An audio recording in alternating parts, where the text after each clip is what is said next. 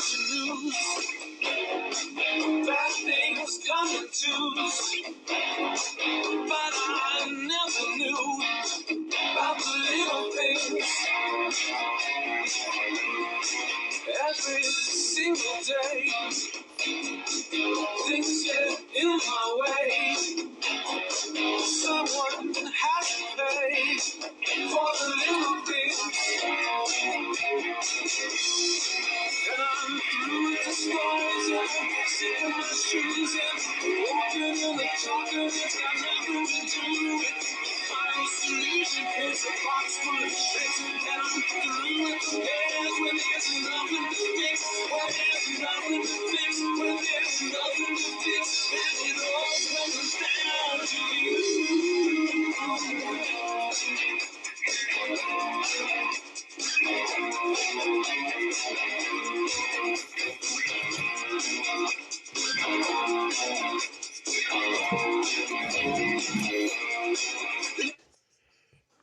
Welcome to Pilgrim on Wrestling.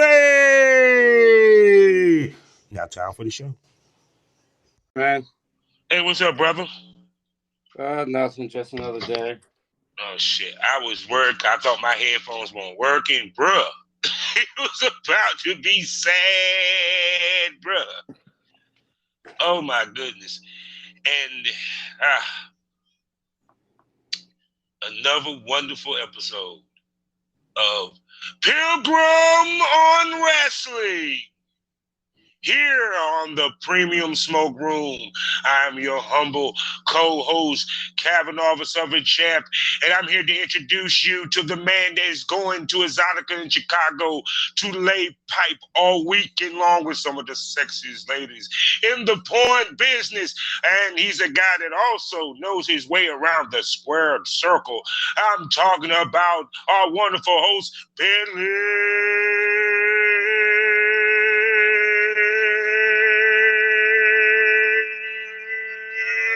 Pilgrim.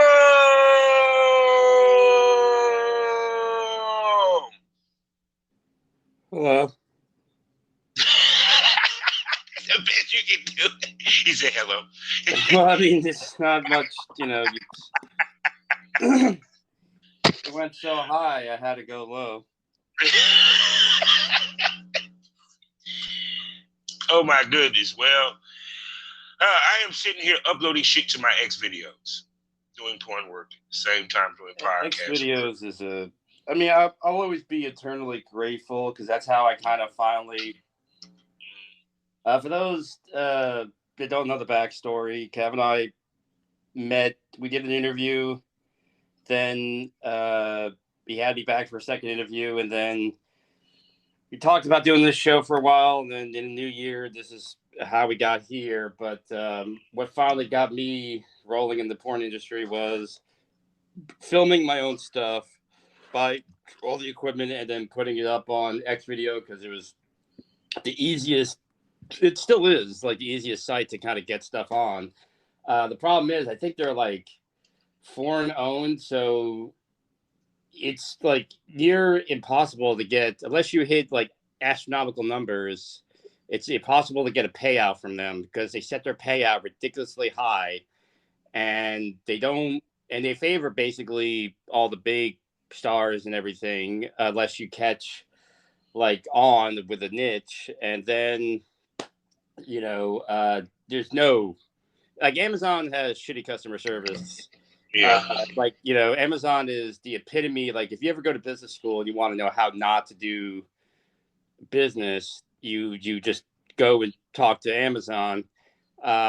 Whereas they just have none. Like, you can't get a response. Like, I just haven't had the patience to deal with it, but I've been trying to get money from them because they supposedly lowered the thing to a reasonable rate, but I have not been able to. They owe me money, and I can't seem to get it from them. And I have such limited patience these days that I've been meaning to go back and try again, but you can't get a hold of any. They just don't answer.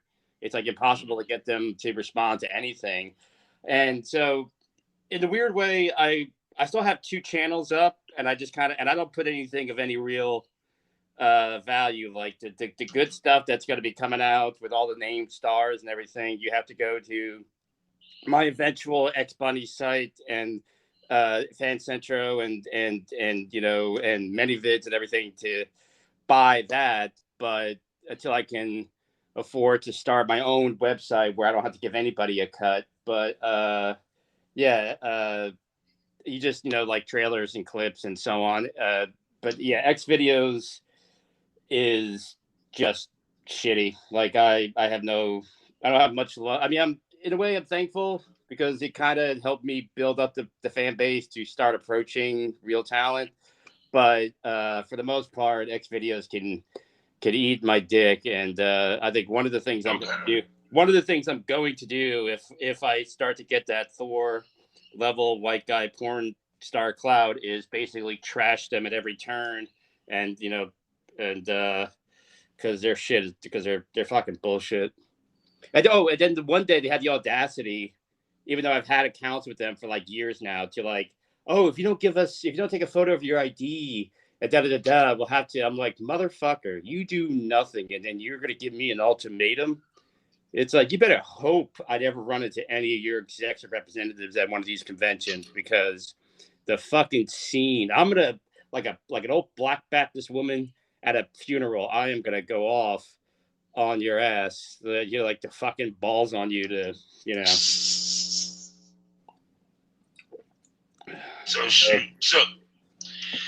Well, my experience with Xvideos is totally different. I can sit here and say it's actually one of my best selling and money making spots. I actually would tell people to go to Xvideos, and I can tell people how to work, motherfucker.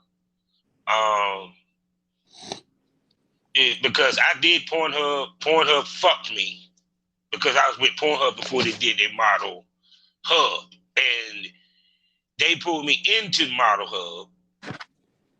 And then they wanted all of the IDs and all this stuff. They was like one of the first sites that was asking for that shit. And I'm like, you know, the partner that I have, I don't feel like trying to go through to get him to send me every fucking damn thing that we got. You feel what I'm saying? Because to me, I look at it like this. The only person you should worry about is not whether or not he owns the content. Because if, like, for example, if someone, let's say, hit up and reported you, the person that got to provide the paperwork is you, not the people that's on the scene. And plus, on top of that, like I said, also adding to where you got to have the people with the face and all that. I got scenes stretching back to 2008. You get what I'm coming from? Yeah. Some of these motherfuckers may not even be alive. COVID took out a lot of motherfuckers. So it's kind of, to me, like with Xvideos, they don't ask for all that.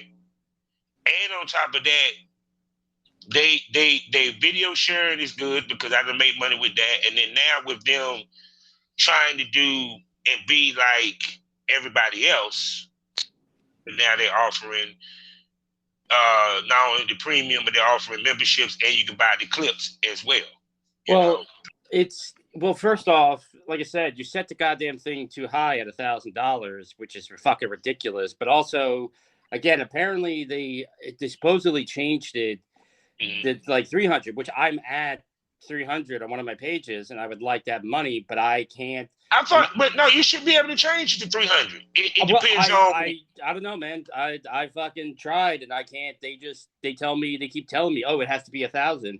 And the thing is, I'm not gonna. Who's your payment through? Like, who they send the money to my bank. That's why. What the fuck am I? What is it? I got to catch a magic fairy. I will tell you why. Because it's wiring. The bank that you have for them to do international wiring, it had to be a certain amount to go over to that bank. Then how the fuck am I supposed to get the money? Oh no! Once you hit 1,000, you'll get it. Now, at the rate that they don't promote my videos, and here's the best part: they keep changing the fucking rules. I'm sorry, I don't have anything really good to say about Xvideos. I hope they go out of business tomorrow. Fuck them, because they keep changing the rules. Because you'll put a video up for an X amount of length, And then they'll say, "Oh no, no, no! It has to be this link now. So the video that you were making money on, you're no longer making money on. There is no grandfathering in, and so on." But see, that's why I don't put that in the free section. Everything that I put up is in the premium section. But here's the thing, though: all the stuff that it's in the special red section, it doesn't. And here's the other thing: they won't show me how many views it gets. They used to do that. Now they won't show you how many views it gets. They give you some kind of lame ass chart that doesn't really give you an answer. And that's the other thing. Now what you do is, okay, now I'm gonna tell you how to navigate this. Actually, can we change the subject? Because I did, you know what? Because this is gonna make me really fucking angry for the rest of the show. Xvideos. If I ever get a hold of your head guy, I am literally going to choke you to death with my cock. Like I'm literally going to like shove it down your throat and end your life. Okay, because it's bullshit that I can't get my money, and at the rate that you don't promote, basically all you do is promote the big names. So unless I'm doing something really extreme or weird, and that's the other thing. Why would if I expect somebody to pay? I got a video with Abby Rhodes. I got a video with Peyton Thomas. I got a video with Danica Denali. I can get $15, $20 for that video. Why the fuck am I going to put it on your little bullshit platform on your red section and it doesn't get promoted? And, so if I ever see you, I swear to Christ, and this is not even a threat, I'm literally going to take the shot that makes your dick hard for like 6 hours, and I'm literally going to shove it down your throat until you die. And then I'm going to send a Christmas card to your fucking family every year for my jail cell. Fuck Xvideos. I don't want to talk about it because it's making me fucking angry because I'm sitting there looking at money that I earned, that they're fucking pulling this bullshit, that you need to open up an American office. Or like I said, or figure out some other fucking way to get the money to me. Don't tell me you got $300. So fuck. And if you work for Xvideos, don't get it twisted. Don't get it twisted. I had to go through loops to find out everything. Trust me, I did. Whatever. They can fucking die a horrible death. But the way did you feel about them? I feel about Pornhub because them bitches. Well, Pornhub, Pornhub is like. They owe, dude. If I could tell you how much they owe me, you would blow a gasket. Well, Pornhub is like OnlyFans that, I never trusted them, so I never really did anything with them. And here's the thing with these sites. First of all, with like ManyVids and everything, like I'm setting up these channels and I got somebody that I'm working with now that's going to do all my post-production. And the chunk of money I'm going to give them is going to be worth it just to not have to deal with it and not really even have to deal with the site. But here's the deal. You stupid motherfuckers are dealing in porn, okay? And here's the thing, not everybody has similar. Some people, like I saw a girl that she was talking about, she was showing her setting up for a scat videos. People are into some weird and in-depth shit, and I'm not judging, okay? But the thing is, you're dealing with an adult product, so, and also you're getting a shit ton of money for really doing nothing, because once you set up the platform, basically now you just sit back and you have to just maintain the program and collect the money. You should have a protocol. Like people, you're like, hey, I need pictures of ID. I need paperwork from both people and blah, blah, blah. Or there's that shortcut where like if they have a channel, you can tag them. You're supposed to be doing your due diligence from the beginning because you're dealing with shit. But see, I'm going to tell you where the fuck up came. Because they wanted the ID from every performer in the video, because this is the reason why. If the complaint comes in, it's coming into the person that has the account. Now I give you, if I join Pornhub, Xvideos, any of these sites, I'm giving up my ID, my social security number, my bank information, all this shit. So 9 times out of 10, if it's a court case that's going down, I don't have to show up to you. Unless I like for example, like I'm gonna give you an example, something that happened to my homie, my man, my partner A. A girl that we had worked with in the past decided to hit AEBN. This is like, their streaming service, what have you. Hit them up to try to get her shit taken down. They didn't ask him for ID and all that for every fucking he put up. But that's the thing. But that's the thing. Common sense would dictate because, again, you and I are moral people. Like there's somebody that I would love to film with, and I am willing to pay her. I am willing to travel to her, and I'm willing to go through X amount of steps to film in a certain way to protect her identity so I could film a series of videos with her. Now, I'm going to make sure that all the promises I make are kept, and I'm going to make sure all the legal dots. When you're starting one of these platforms, there's a lot of shitty people out there, and trust me, if I can get a baseball bat and go door to door and personally see to it that these people weren't in the industry anymore, I would do it. I would take years off from performing just to, get rid of these people. You should want, if there's 3 people in the video, then there should be 3 sets of ID. Whoever uploads the video should have, like, oh, by the way, these people are legal and of age. Now, if you have somebody come in to deliver a line and pretend to be the butler, and then they leave and their clothes never come off, you shouldn't have to have ID for that, because the person came in and delivered 3 lines and then left. But it's common sense that you should have, like, if I have a girl, especially, I'm 45. I'm now just like, I'm in a hard push to change some shit in my career because I am genuinely frustrated and it's making me genuinely unhappy. So I'm leaning into this whole DILF bullshit thing. And if I work with like some girl who's 21 and she looks like she's barely 18, I should have all her stuff and present it. Or at the very minimum, if somebody comes to me and goes, hey, I'm like, I got all the stuff right here. I got photos and I even got a video. Because when I start my company, the one thing you're going to have to do if you want to get paid from me is you're going to sit down and sign all your paperwork on camera, and you're going to answer questions saying that you're there of your own free will, you're not on drugs, you're not drugged, on camera. And there's going to be a digital copy. There's going to be several copies on paper and everything else. So if anybody ever comes knocking on my door, I'm going to be like, I have 3 or 4 of like physical and electronical. Take your pick there, lawman. Because you have to protect yourself, because you have people out there that are these like religious jerk-offs, or these people that like have an issue with porn. So they feel like, well, since I don't like it, nobody can have it. And then you get these assholes that do porn. And I'm sorry, but if you do porn, unless you're like a really big star and you do a bunch of videos, the odds of your video, especially with the amount that is made every day and uploaded every day, the odds are in your favor. If you did like, 10, the odds are in your favor that no one's really ever going to see it. But when you go after somebody and try to lie or whatever, fuck you. Okay, you can go and approach the person. I've had people try to do it to me. I've had a guy try to threaten me because, because I told the girl I paid her and everything, and I still have the videos up. And I said, look, people aren't going to understand it. And unless you're going to make a real go of this, I just wouldn't tell anybody. I would just keep it as a hobby and just pocket the money. But like an idiot, she doesn't listen to me. So she tells, I got this dumb hillbilly. And I basically told him, like, you come to my thing, like I told him, I said, I have a tarp and a shovel. Like, if you come to my house, I'm gonna consider that like a life or death threat. You ain't leaving. You could show up and be tough all you want, but you ain't leaving. Okay. And here's the other thing too. I said to him, like, well, then I paid her this amount of money. Pay me the money I paid her. And I paid her well, and I treated her well. So you give me back the money I paid. I will happily give you. I'll take it down. I'll give you all the rough cuts. I'll even give you the paperwork. And then he started threatening me. I'm like, well, now it's $1,000. And every time you run your mouth, that's going up $100. And and I'm like, dude, I get it. You think you're some big country hoss, motherfucker.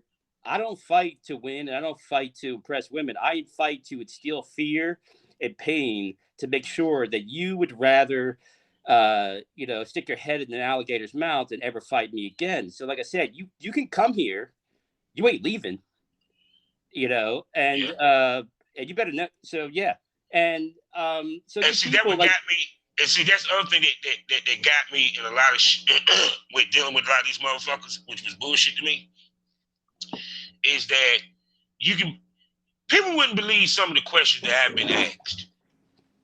When people in Durham, North Carolina see this porn, I had to explain to the girl what www mean at the beginning of, back in the day, because like, you know what I'm saying, www World Wide Web, boo. Everyone's going to see it. Well, and what's crazy is about this chick here, she worked with me as part of the BCB street team. I was pushing her as Molly at one point. She made a suggestion about doing the adult film thing because she wanted to do some escorting. Well, and I was like, are you sure? And I look, and there's the option, like if a female, there's an option of doing a mask because it has like an old school 90s amateur quality of it.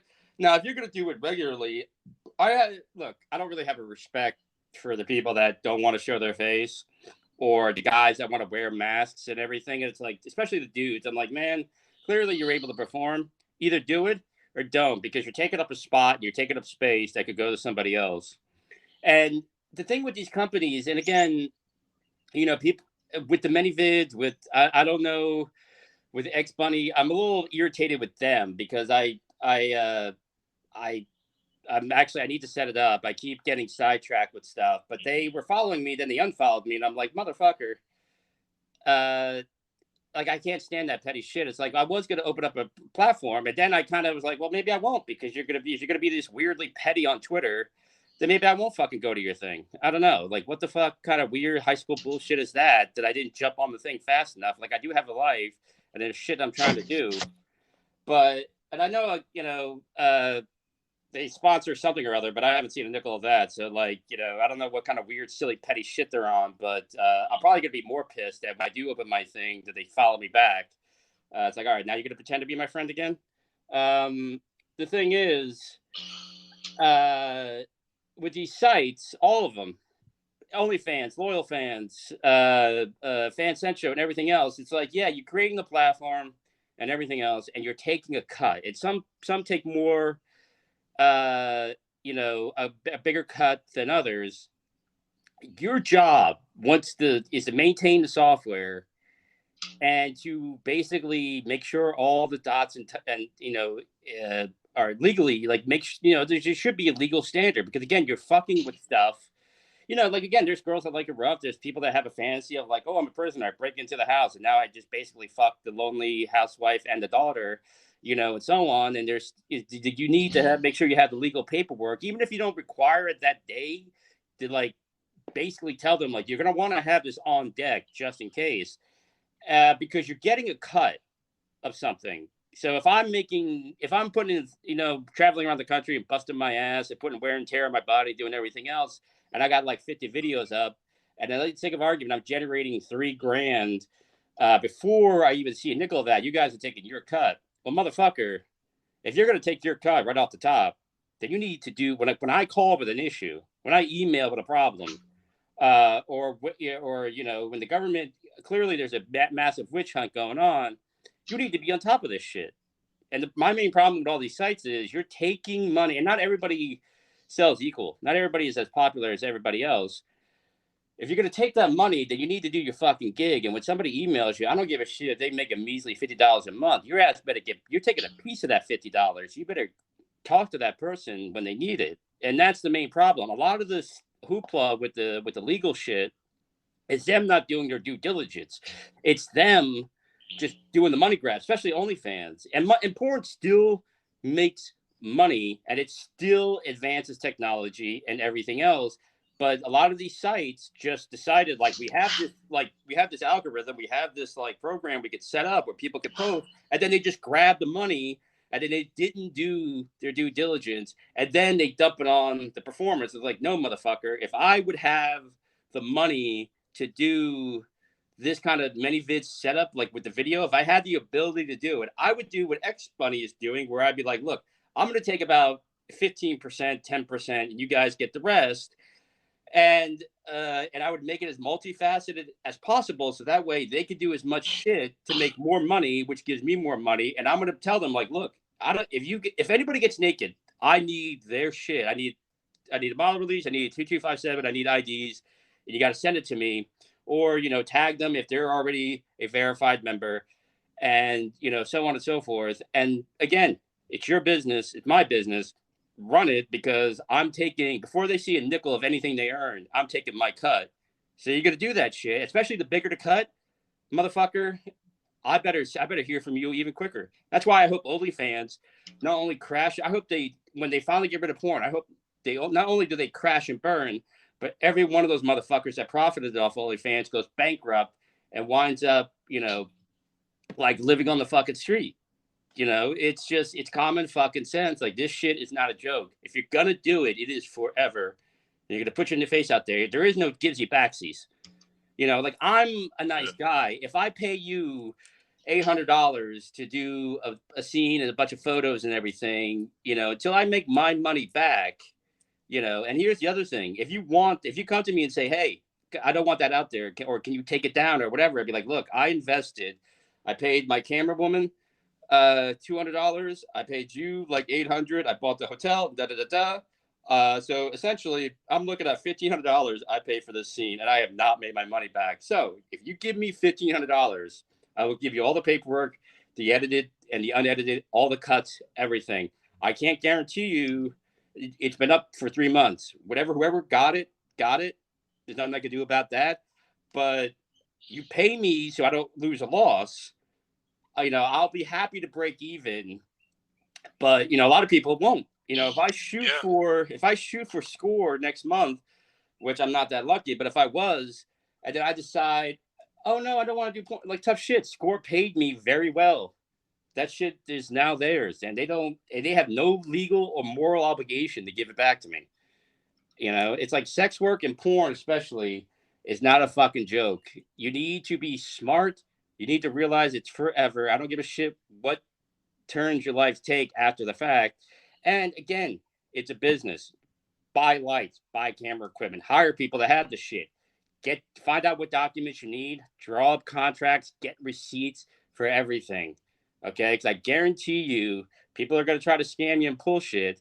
But also, if you're making 6 figures a year and all you got to do is whip out your dick or pull out your tits and fuck, there's a lot of people that went to college and sit behind a fucking desk that are really angry that you just get to walk out in the bikini and have better sex than they're having and then make all that money.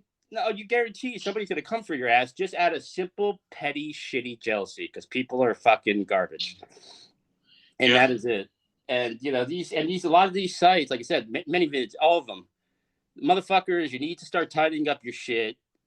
You got the money, you hired the lawyers, come up with one common sense way of doing everything and stop fucking jerking around the rules, push back on these goddamn right-wing assholes, and take care of your fucking performers. When they have a problem, when they're emailing you, fucking answer them.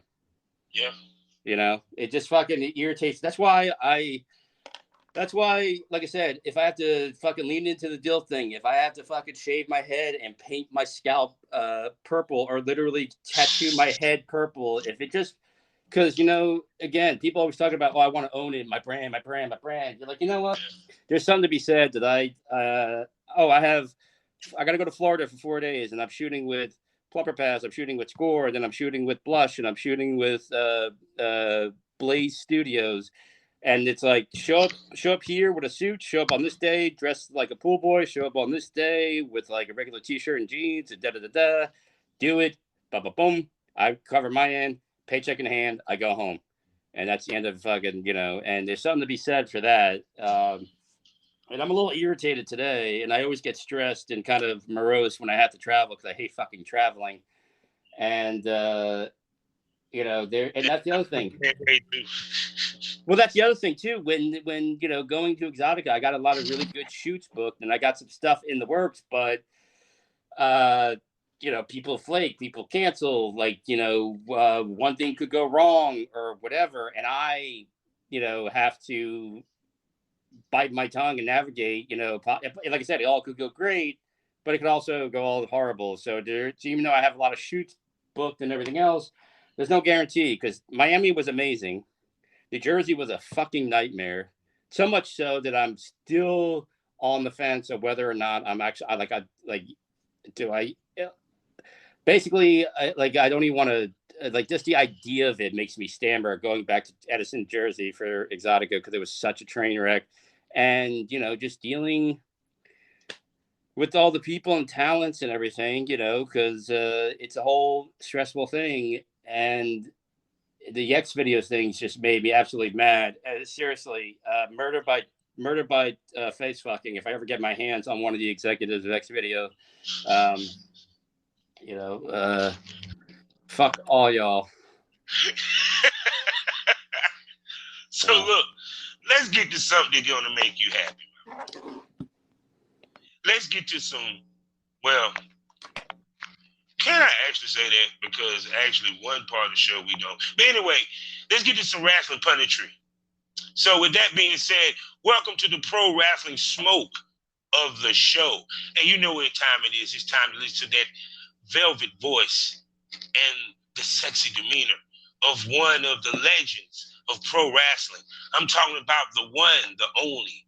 Welcome to the Gordon Solie Poetry Corner.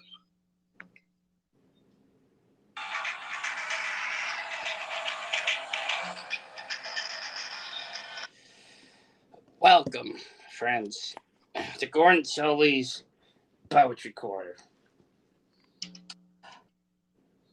Today we have a little bit of a short one for you.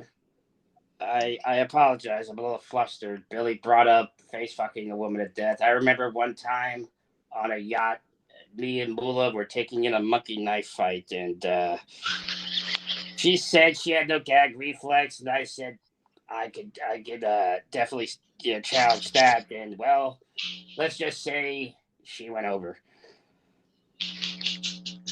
So, like, she was a prophet in her own way. The real prophet is our poem today. The prophet speaks, not from the house on the hill, but from the streets. Alas, they are experts, and the sundial moves on. And let me tell you, when Mula gets you cornered, your sundial is definitely going to move. And we're going to let you get to wrestling. And I want to thank Billy for bringing back a fun memory. Oh my God. Yeah, I can believe Mula probably was a little freak too. She probably was a goddamn freak. Just something tell me that she was. I mean, all those girls, the girls were, they were like the dudes. Sensational Sherry was, again, great wrestler, brilliant. Really just so unbelievably talented that I still to this day, I don't think she gets enough credit. And I've always been very careful when we talk about women wrestlers because when they're in the ring and they're wrestling, I don't see them like, Rhea Ripley. Tell me what fingers I got to cut off for 5 minutes with you. But when she's in the ring, I don't think, of like guys get all, I'm like, nah, they're wrestlers. They're, I would like you get in the ring with them. You better be ready because they'll take your head off. But I remember, even though she did everything under the sun to make herself unattractive when she was a heel, I had a huge crush, many a fantasy about Sensational Sherry. And I loved it when she would, get her stuff torn off or whatever. I thought she had an amazing body all the way. And she got hotter as she got older. And I guarantee you, she there's a picture out there on the internet. I'll see if I can't find it, put it on the Twitter, of her just wearing Ric Flair's robe, and clearly there's nothing underneath it. Just an absolute gorgeous woman. And I guarantee you, a lot of these girls talk about, in the industry, talk about like, oh, the throat skills or whatever. And, sometimes it's true, and sometimes they're just very photogenic. I guarantee you, if you were having an off day, I would not mess with Sherry because I think she had all. Yeah, Sherry could wrestle, actually. Well, she could wrestle. No, I'm talking about like I'm not talking about Sherry the wrestler. I'm talking about Sherry the woman. Sherry the woman would probably you better have your game on because Sherry would break your ass. And you know what? I'm okay if I was going to spend the rest of my life. That is actually a fear of mine because I've always been very. There's certain things when you're naturally a miserable person that you actually do appreciate a lot of things. And one of the things is I am in very good health and I have my knees don't bother me. I don't, nothing aches or whatever. When I have the chance, I'll walk upstairs because I'm appreciative of the fact that I can move my fingers and toes and I can walk upstairs and everything. I'm not in the wheelchair. I would, that's my fear of one day getting to an accident and being in a wheelchair where I have to blow into a tube to move it. But you know what? If I could go back in time and have a night with Sherry, and that was possibly the outcome, you may wind up in a chair. I honestly could say, I think I would take that chance. And Sherry's one of the few. And like I said, always very careful. Like Bailey, Rhea Ripley. Jordan Grace, all very attractive, beautiful women. When we talk about wrestling, I try not to bring up their looks because it's like we're discussing their ability as wrestling. But I'm sorry. Sensational Sherry as women in this generation of wrestlers. I mean, but as Sensational Sherry, one, I think if she were alive today in her youth, she could definitely be. I think she would probably be like she could have an amazing run with Charlotte, and I think she would. I think she would still kill it to this day. I think Luna came up in this day and age, she would be very over. Well, Moolah, I don't think. Well, here's the funny thing: Moolah would have to do a better. Moolah was very much. She was very much. I mean, she was a tough broad and everything, but she was very much a predator. So she would definitely have to hide. She would definitely have to hide who she is because she had a death. Moolah or Luna? Oh, you said. Oh, I'm sorry. You said Moolah. No, Luna. Yeah, Luna. You talking about? No, hell, no, I ain't talking about Luna actually is another one. Luna is another one that I kind of had a crush on as a kid, believe it or not, because especially in the late '90s, she kind of she really looked, and I always thought she was pretty. I mean, obviously a little bit out of her mind, but I always thought she was pretty. But yeah, no, if Luna, Sherry, and Medusa were three women that had they just been maybe 10, 15 years a little bit forward, they would be, but again, it also stands to show their talent because when the wrestling dried up, they did the valet thing and they did it well. And they didn't play the standard female, like, oh no, something bad's happening. Like they got in there and they took the Bobby Heenan bumps and they interfered. And, when it came time for their comeuppance, they took the beatings and everything. So it was Missy Hyatt. Oh yeah, I found her so damn sexy. Woman. Woman to me, yes. Woman to me is probably one of the finest women that ever graced wrestling. And then number 3 would be Miss Elizabeth. Now these people that I just found fine as shit. Miss Elizabeth never did it for me. Missy Hyatt definitely. The thing about Missy Hyatt, actually, there are. I mean, I never got to see Miss Elizabeth. I never got to see Miss Elizabeth nude, or not Miss Elizabeth. Sensational Sherry nude. But there are nude photos of Missy. Yeah, and Missy. Missy kind of.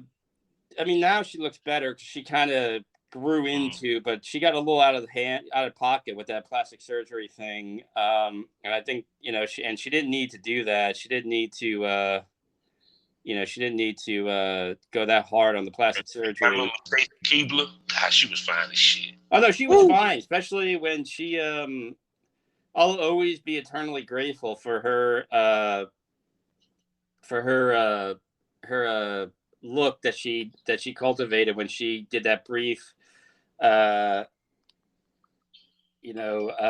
did the brief what's the word I'm looking for, she did the brief management thing with the Nasty Boys and some of the outfits she came out with. I was very appreciative of her doing that, and she was great. I mean, she wasn't a wrestler per se, but she definitely. But that's the other thing too. She was wasted because Missy Hyatt had a lot more value, but she was never used in the proper role. Who do you think was used better, her or Baby Doll?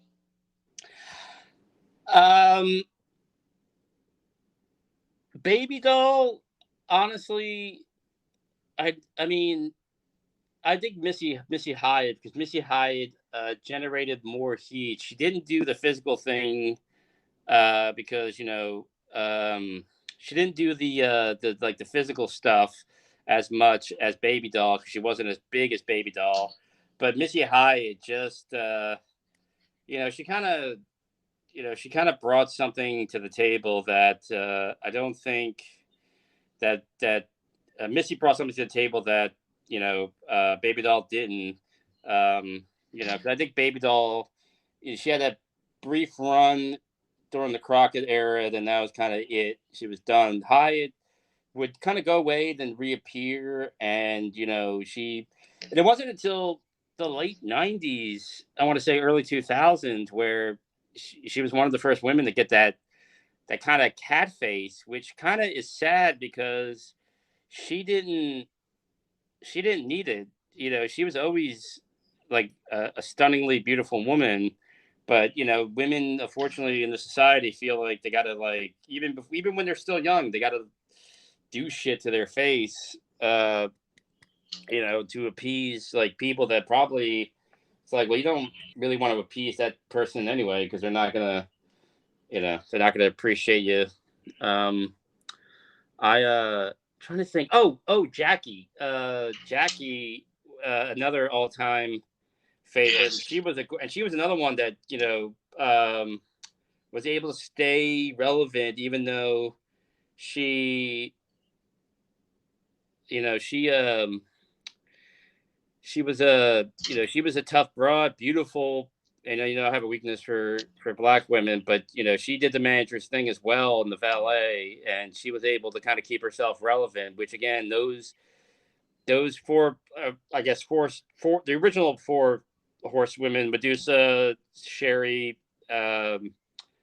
Luna, and Jackie, tough, actual badass wrestlers. And when the wrestling dried up, they were able to, they could cut promos. They can do the valet.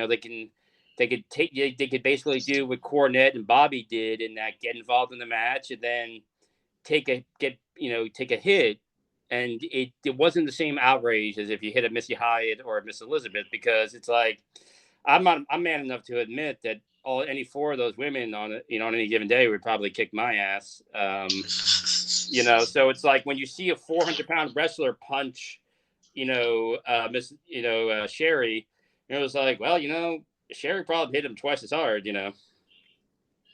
Karl Malone was like scared of her when he did his brief little thing in WCW. Like, I guess he got a little overexcited and Sherry jumped on his ass at ringside, and he was kind of like, what the hell? And it's like, yeah, Sherry did not play, man. Sherry was probably tougher than most of the guys.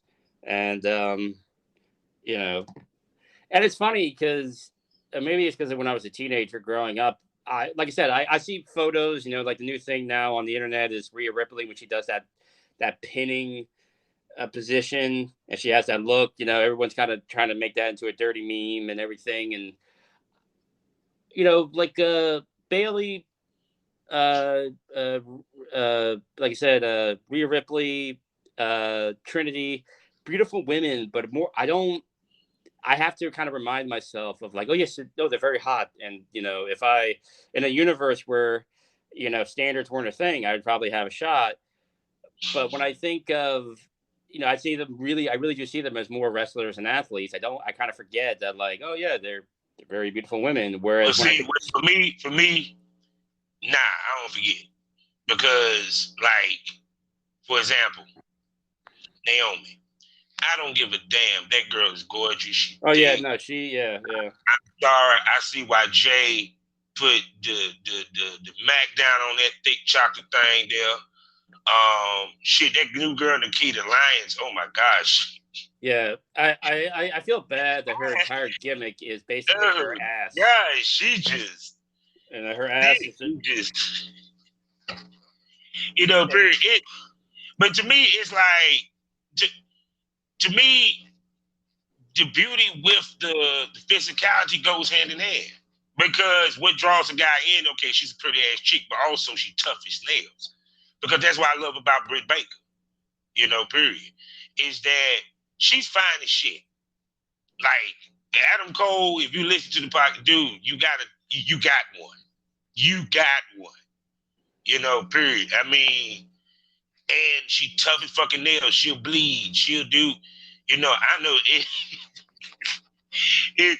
You know what I'm saying? It's just certain chicks, like this one BBW that I love looking at, this girl named Willow. She's been on Ring of Honor. She gorgeous. Oh yeah. No, she's really hot. And gorgeous, and then it's one down here. She became a Playboy Centerfold. I don't know if she even raps anymore. Named Faye Jackson. God. Ooh, she look like a wrestling Lizzo. It's damn. But shoot, interesting that we're talking about women and all that good stuff. Which promotion we heading to first? So we can get to this. I mean, whatever. Actually, since like I said, I'm kind of I'm dealing with post. Yeah, I'm just dealing with a bunch of shit right now, so I'm in a little bit of an ornery mood. So we might as well get the WWE out of the way. Yeah, that's usually my least favorite part of the show. Okay, well, of course, they still don't have an idea what the hell they're going to do with the title, and we have not heard who Mr. Roman Reigns will be facing at the pay-per-view. Now, people speculating Shinsuke, but we haven't seen Shinsuke. Nor, I don't think with Roman even on SmackDown, because I didn't even get a chance to watch SmackDown. So, but it's kind of like, once again, here we go.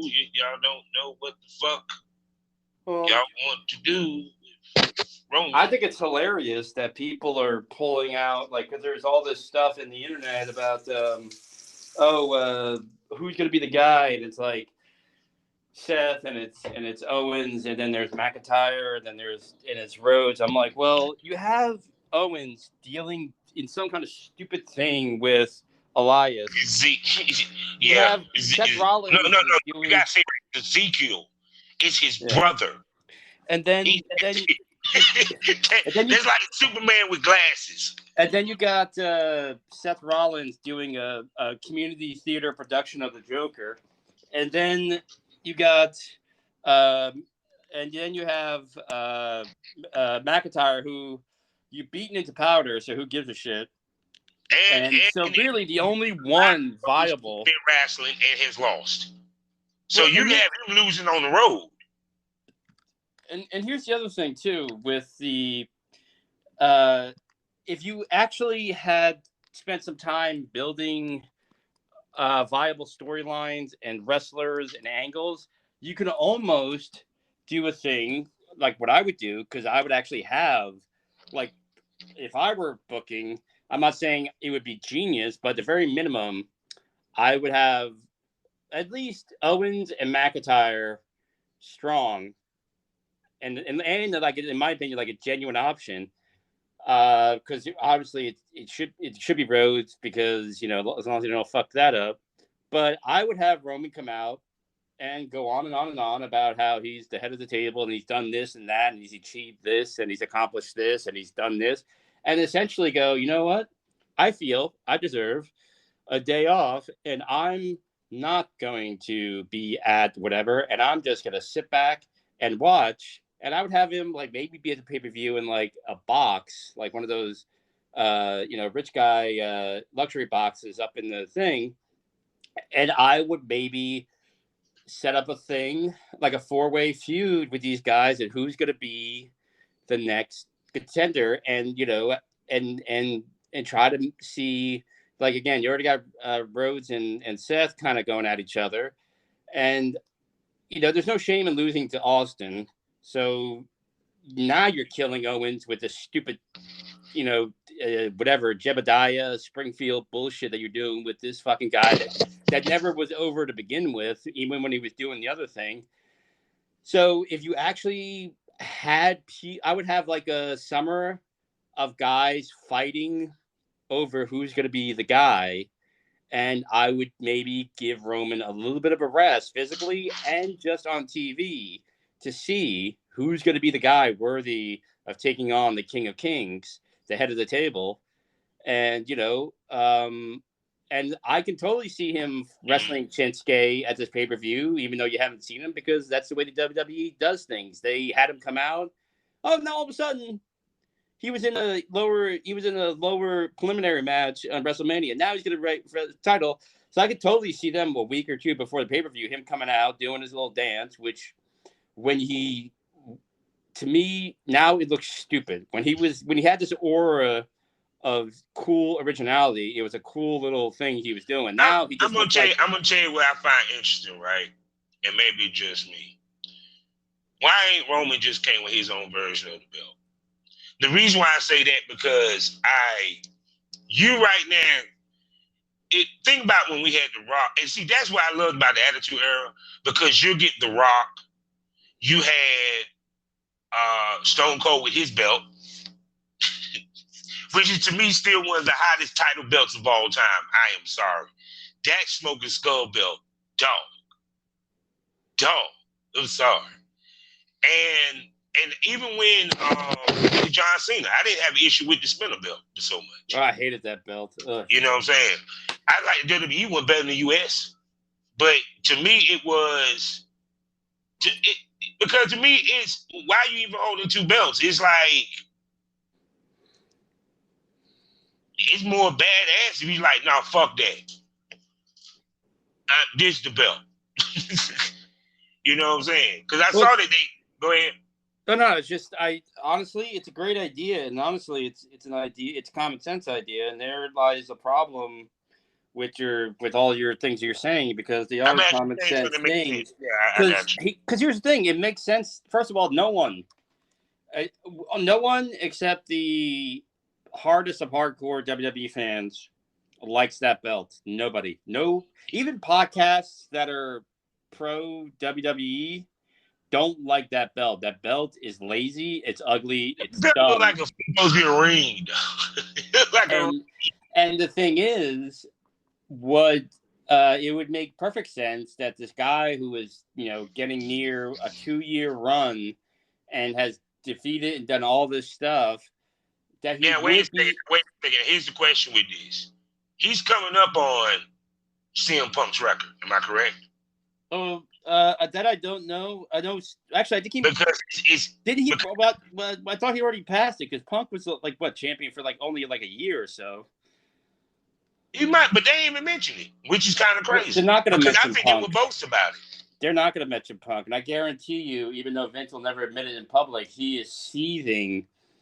Especially if they put the belt on Punk, it's going to piss off Vince McMahon, because Punk is the last guy to basically go fuck you and leave a lot of money on the table, and then beat the WWE in court, and then went and did his own thing, successful or not. I mean, he did comic books, he's done some acting, he tried the MMA thing, and then he came back on his own terms and his own way. And to be honest with you, I like this version of Punk better, because Punk and I have something in common. When we're in a bad mood or we're miserable, we're really it's like a very different personality. Like Billy, that is not in a good mood or just not happy. It's a complete 180 to where he is in an environment that he wants to be in, and that he feels like he could achieve something and do some good. And and one is way better to be around than the other. And Punk now, I think, is better than ever, but also just more fun to watch, because you could just see the fire in his eyes when he's doing different things, and even just doing a promo. And I guarantee you it burns Vince up, because Vince, I was listening to some stuff on YouTube, and there was a quote that Vince said when he, Black Saturday, when he bought the TV time slot for Georgia, and I think he had it for 2-3 weeks, and the fans hated it because, and especially that at that time period in the 80s, the WWE in-ring product was nowhere near the product of basically the NWA, with the exception of a Hart Foundation or a Morocco match. And he told Crockett Jr., it's you're going to choke on that million. And, and even though Vince used that money to fund WrestleMania 1, and Vince clearly won, I guarantee you all those years, doesn't matter, success of WrestleMania 3 and the growing success of his company and yada, yada, yada. He told Crockett, you're going to choke on that million. And it stuck with him. I guarantee you I think if Randy Savage did fuck Stephanie McMahon, I honestly think Vince would forgive and be okay with that a lot quicker than ever seeing Punk in a WWE ring ever again. because I guarantee you, like, that is why the WWE the way it is now, where it's like people are going, well, who's going to be the next challenger for Roman? I'm like, it doesn't matter. There's legitimately one guy because you buried every other dude.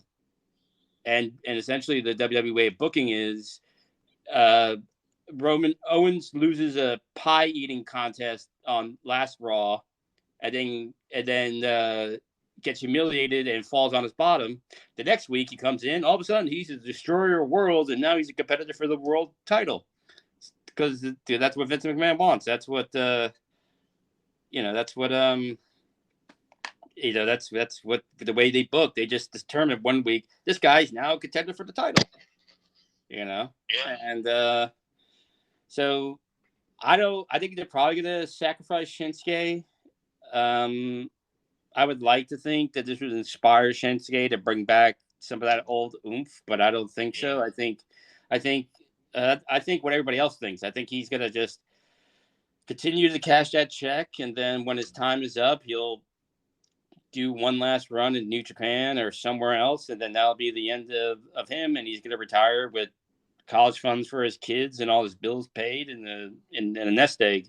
I mean, he doesn't even look like his body doesn't even look like he's, he was never super ripped, but he's got he doesn't even have dad body. He has stepdad body, and his gear, it just, the aura, that all that stuff that he did that made him cool, it's kind of gone. Like now when I look at him, I'm like, well, what's with the gyration? You having a seizure? Do I need to get my wallet out? Like, what are you doing? Before it was like fucking cool. And then, but now, Well, other than that, of course, I think for some crazy reason, Drew Gulak has been getting his ass whooped by women lately. First Charlotte, then this last SmackDown, I understand that the Ronda Rousey choked him, I guess put him in the armbar or something and signed the contract. As his backlash pay-per-view is winding into everything, I guess. Why should we care? Because it's kind of like this to me. It's like I watch WWE now because I'm just used to watching it. It's like it's never surprised me anymore. The storylines really, because it's like this. To me, it's not about it's not even the fact that you don't even have they do have good matches from time to time, do have good matches. But it's just that the storylines, and like even with the Drew McIntyre and Sami Zayn, that shit is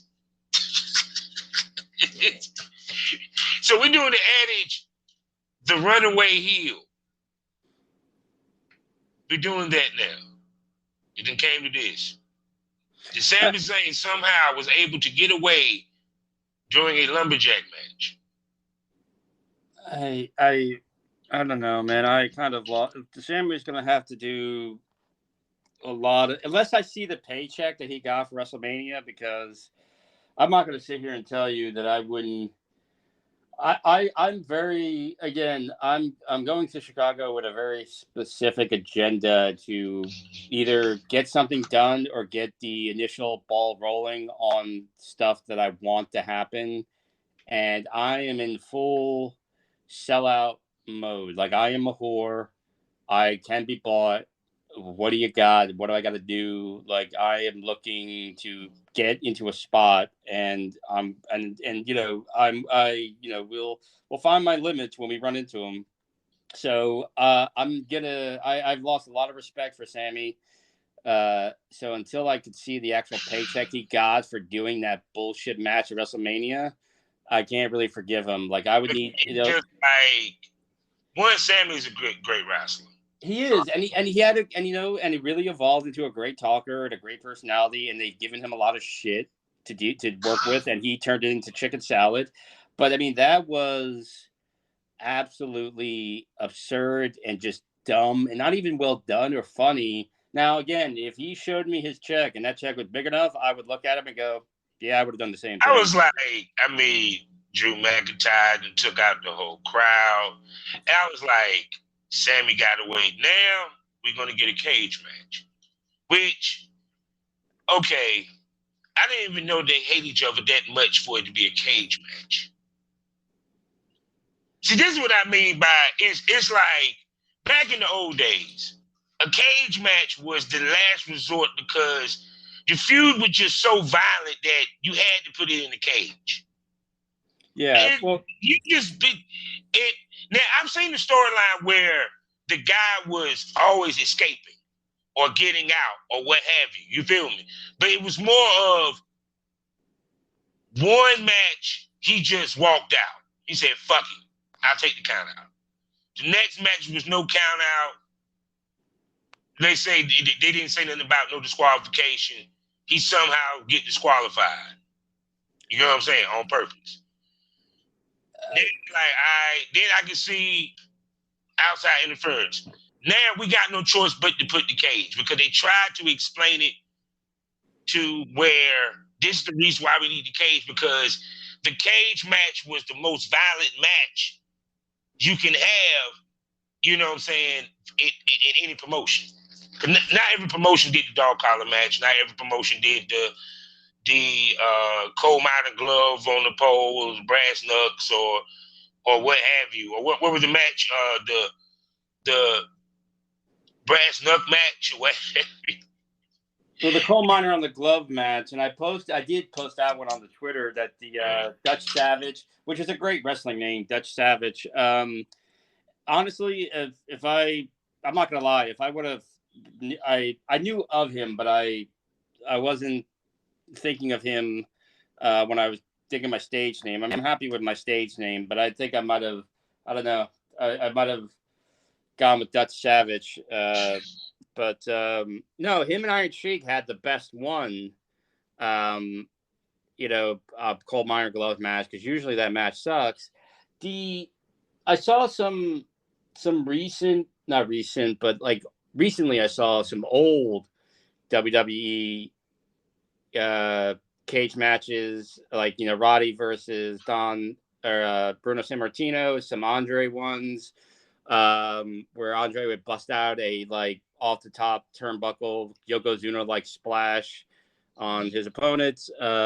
They had occasionally, even though I never liked the whole stupid you had to escape the cage thing, because it wasn't because of any. Now, if they would have sold it as a special stipulation, as this is more dangerous than a cage match. It's not you're going to be a referee. You're just going to go at it and survive. It was because, God forbid, somebody gets pinned. Even though up until this point, somebody got pinned. So now, now nobody can be pinned in a cage.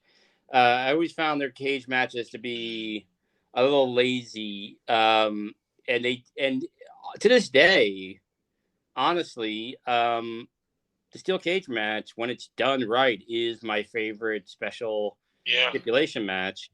And even with WWF, when they did their cages, what the fuck? Well, especially when Vince really went, the last really good ones they did in the 80s were, like I said, I can't recommend it enough. Sammartino and Roddy Piper in the Boston Gardens. If you go on Peacock, it's in the 80s or oldies section. It's like a steel cage. I forgot who it was. Don Morocco and it's Snuka. Not that one. Bob Backlund.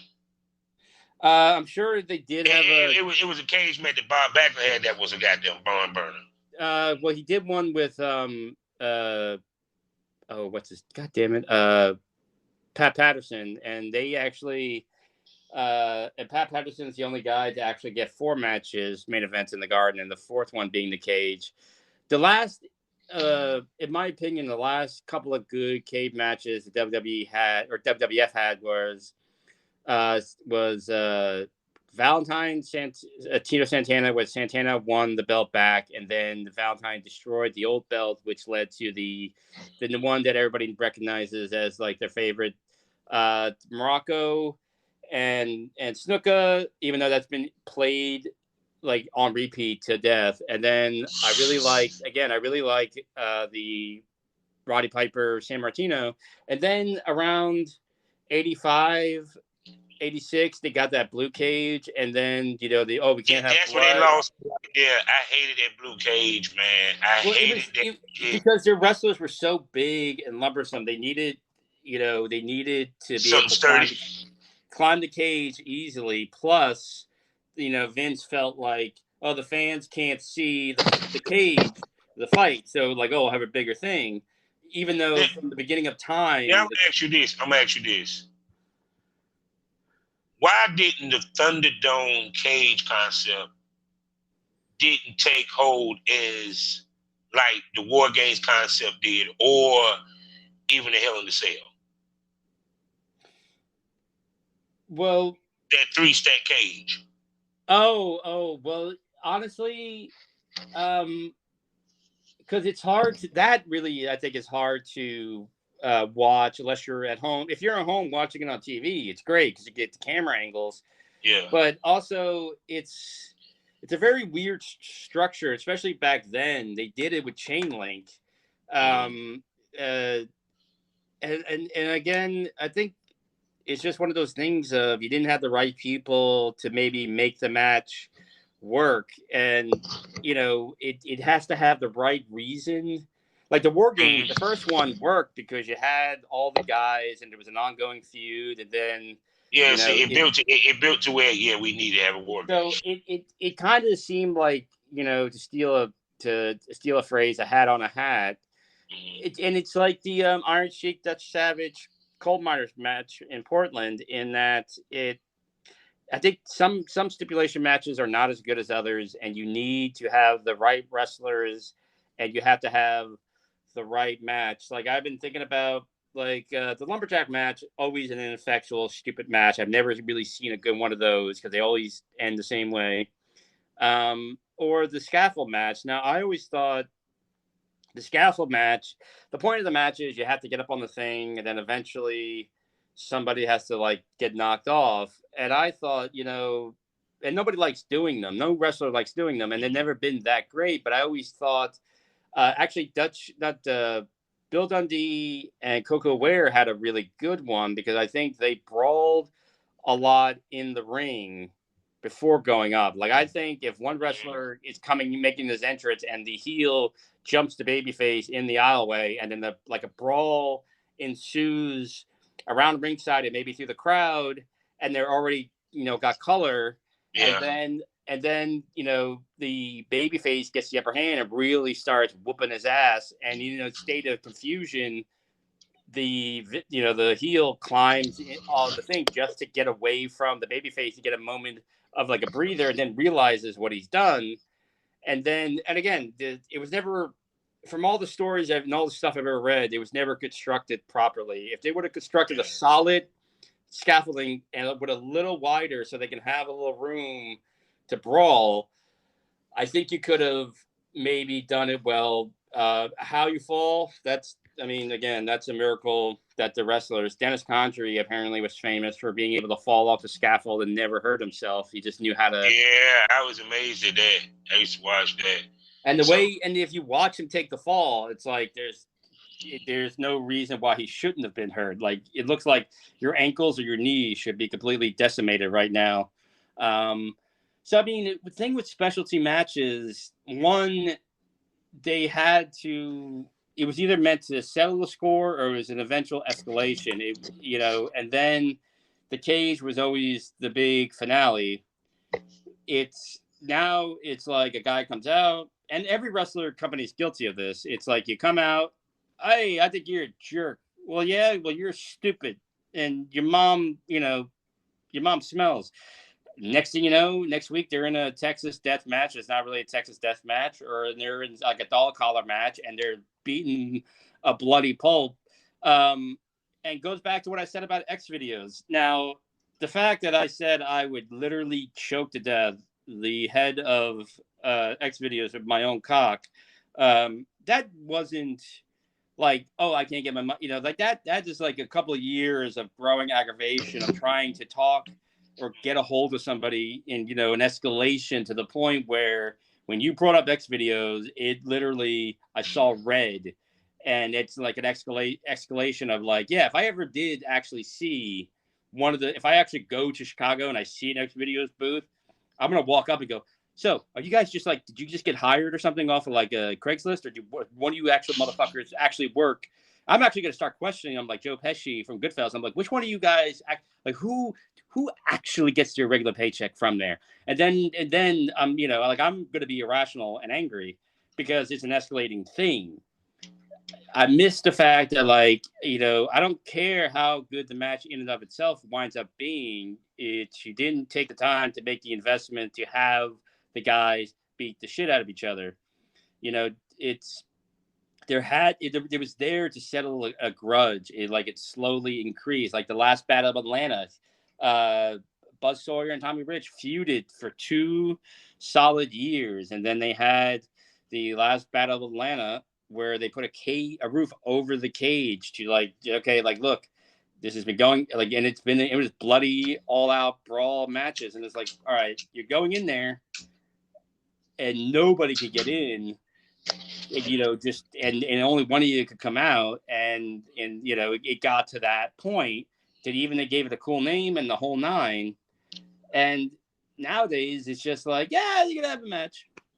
That's why I said if I started a promotion, I would tell people, like, there is no breaking of tables. There's going to be 5 tables broken a year, period. 5 tables per year, and they have to be for major angles, and your ass better not pop up. There'll be no stacking. There'll be no Lego, Jenga chair stacks.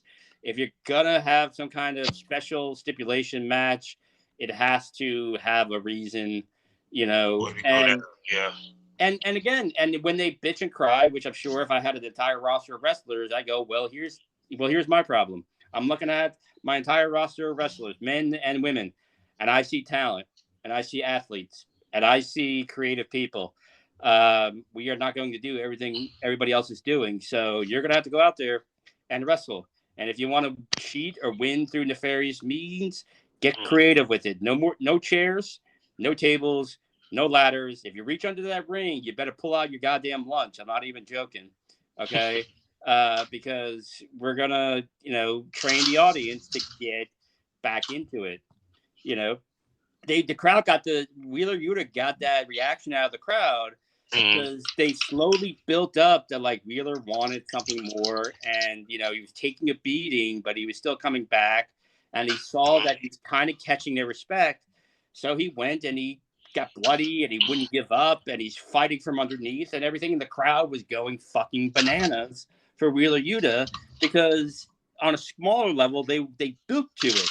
It wasn't like 1 week he lost in a tag match and then Wheeler Yuta came back and had this bloody, like, where he was literally fighting for his life against John Moxley. No, they built to it and this was his big audition to get into a Fight Club. And the crowd was going nuts. The AEW crowd was absolutely livid and just into it. And it's about telling a story and anticipation. Now I'm gonna ask you this because interesting you brought up new faces and people that are making a statement. Because we'll get to AEW in a minute. The big thing is Austin Theory, or now known as Theory, I just find that so funny to say, is right now being poised to be the next golden child. Even to the point that John Cena made mention about him, said Theory is a way more gifted wrestler than he was at that time in their career, at their same stage of their career. And which makes me think, one, if that's the case, how soon will Austin Theory be the guy? Will he be the guy, and will they build him up fast to take the belt off of Roman? Because I mean, if Vince is that high on him,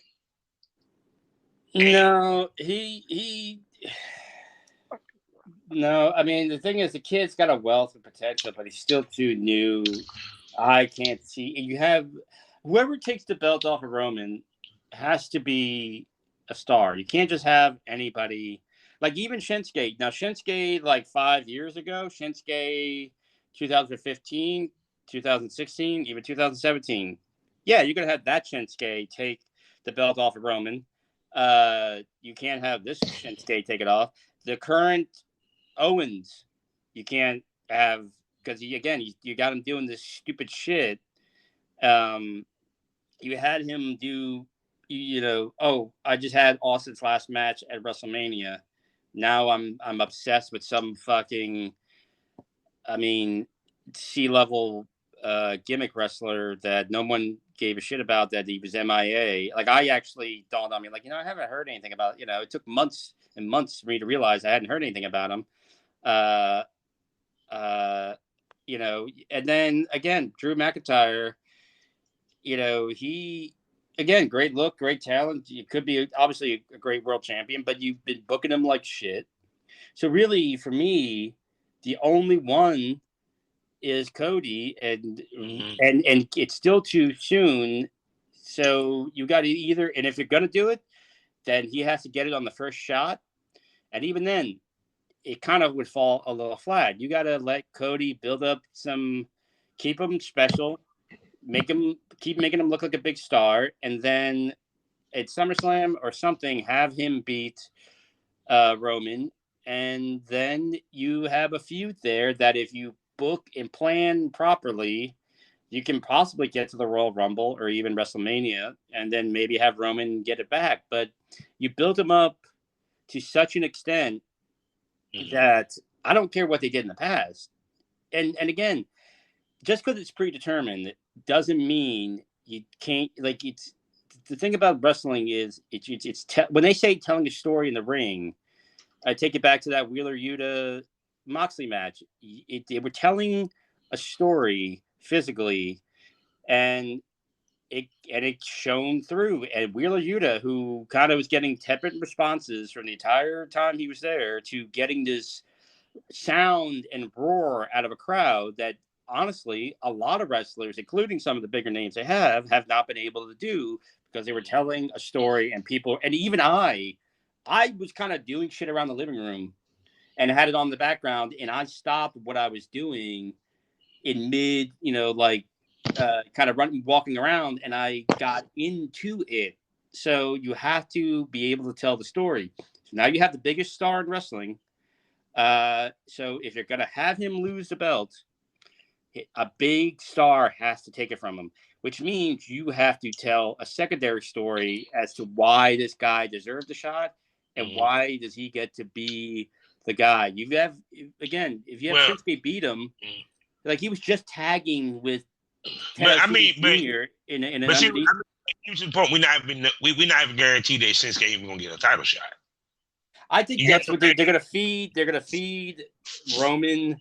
They're gonna feed him to Roman. I have a feeling you're probably going to see that match, because otherwise, again, it wouldn't be a surprise, because they just do stupid shit to do it to fill airtime. That's the other thing we never talk about. They need to just 3 hours, unless it's a pay-per-view, and even then, you got to keep the hoopla and the gaga to a minimum. 3 hours for a weekly show is too much. You need to get back down to 2 hours. But yeah, I have a feeling it's probably going to be Shinsuke. And depending, again, since you said you haven't seen him, I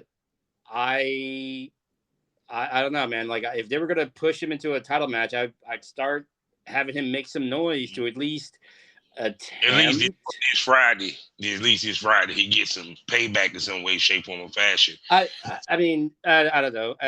There's no reason with the talent they have that this debate. See, here's the funny thing: the debate is not like you said with, okay, Stone Cold was the champion, and then you had the Undertaker, and you had The Rock, and then you had Triple H, and then you also, and then there was Mick Foley, and then there was Kane, and then on the second tier, the Boss Man was looking around, and Shamrock, and Jeff Jarrett's there for a hot minute, and then you had Farouk, and then there was, there was all these guys, and then you had like the secondary tier guys that you never know when they're going to pop up, and they don't have that. The debate is like, this is the 4 guys we can kind of see taking it off, but really you have one choice, and not Balor, because if you book Balor, it's a shit, not Ricochet, because again, Damian Priest is now doing a new Millennium Brood with Edge. Edge is not, Edge didn't Roman already beat Edge? Yeah, actually, he stacked him and Daniel Bryan on top of each other for the pin. So Edge, they're not gonna put Edge in the title hunt right now. And now you got Lashley doing the John Gonzalez Tennessee Shuffle with, and you took away MVP. So it's crazy as hell. Like, probably could have been one of the tightest all black cliques. I guess they said you can only have one, which would be New Day, because to me, I hate they broke them up. I really hate they broke up the Hurt Business, because the Hurt Business to me it's funny what they could have done with them. Oh, they could have made them the Black Four Horsemen, because they had. And here's the funny thing: I didn't like the name The Hurt Business when they first started saying it, but then again, this kind of grew on me. Well, again, this is what I'm talking about when I say the storytelling and the presence of something. Okay, so the Hurt Business, and they had a presence and a way about them that it became something cool. Same thing, the DILF thing. Okay, Dad, I like the fuck. You gotta have you gotta have somebody that looks like me, or somebody that looks like Tommy Gunn, or somebody to be that. You can't have a guy that literally in Bermuda shorts and knee-high socks with the little flipping sunglasses thing on his prescription glasses and a pot belly walking around going, oh, come on, kids, we're going to the pool. Come on, let's go. Like, that's not a DILF. Like, you got to sell. It sounds stupid in the beginning, but you got to get the right person to sell it and embody it. And you could have 2 black, cliques, because they were completely different. It's just WWE still stuck in that thing of they don't know how to push minorities, and they don't know how to push any foreign wrestler. And now again, and that's the other glaring thing that we didn't talk about, that Bobby Lashley is not in this little 4 question, like, oh, is it Owen, Seth, McIntyre, or Rhodes? It's like, you got Bobby Lashley. And Bobby Lashley, but you got him going against Omos. like trying to build a raft out of pinatas, just dissolve that quickly. It's like there's no reason why this guy needs to be in this stupid feud with Omos, and he's not in the title picture. They have all this talent, and they just don't. But they get one idea in their head, and then that's it. Like I said, look at Alexa Bliss. Alexa Bliss is probably going to be the next one that's going to be gone, because unless they offer her, because we were hearing reports that they just don't have anything for her. Well, they just which is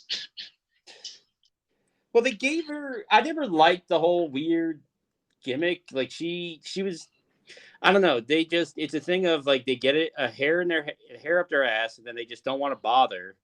And and they don't give them any, and it's like, look, okay, you're going to be off TV for the next 6 months. You're on contract to guarantee. We're going to have you do public appearances. We're going to have you whatever, and so on and so forth. They just make them come to TV and sit in the back. I guarantee you, Matt Cardona, through just memory, can do an entire show on the back of all the arenas, like, you know, just do a tour and all the weird little things, and like, oh, and this is what you find in a stadium in LA and everything, because we're not going to use you, but you still have to where do you live, Florida? Well, we're going to be in Portland. You have to fly to Portland and stand and just hang out all day in Monday Night Raw, and we're not going to use you. And then we'll see you next week. And that's what they do. And I would imagine, especially if you're somebody that wants to do shit, the money's nice, but eventually, you know, they allow it to get pushed to the point where you're paying somebody 6-7 figures, and they're like, I don't give a fuck about the money now at this point. Like, I want to either use me or let me go. They almost lost Sasha, and I don't know what they offered Sasha to keep her, but, you know, Alexis could easily go to AEW. I mean, and now also with Ring of Honor, and Ring of Honor are going to have a women's division, and they're going to need to fill that women's division. So I have a feeling once Ring of Honor has that TV deal and they're running cards on their own, you're going to see a lot of female wrestlers in the WWE itching.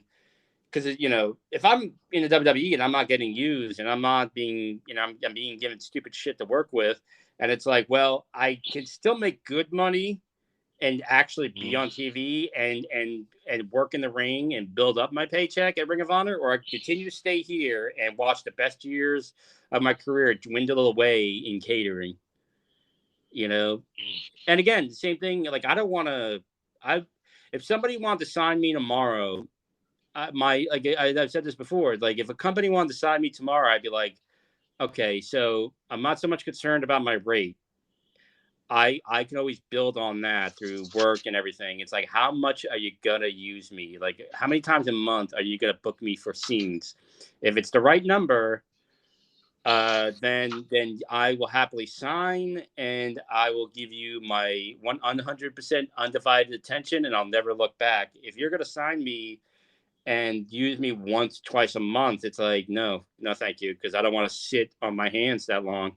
You know, if you're going to use me 6, 7, 8 times a month, yeah, I don't even, you know, like I said, if my rate is not going to be as high, that's fine. I can, through busting my ass through that 1-year contract, I'll show you that, you know, when I re-sign, that I'm worth a good raise or some bonuses or something. You know, if you're a creative person, you know, it's like you're whittling away, especially a wrestler. You only have, especially the way they work now, you only have so many years. Yeah. Because even to me, when I look at everything that's actually been going on with the WWE and all that good stuff, it's like it's like the way, well, damn it, I lost my fucking train of thought. Excuse me. Scoop from there. All right. Now, reportedly, I'm reading right now as I'm reading Wrestling Inc. It's reported that Mustafa Ali and Oscar might appear on Raw tonight.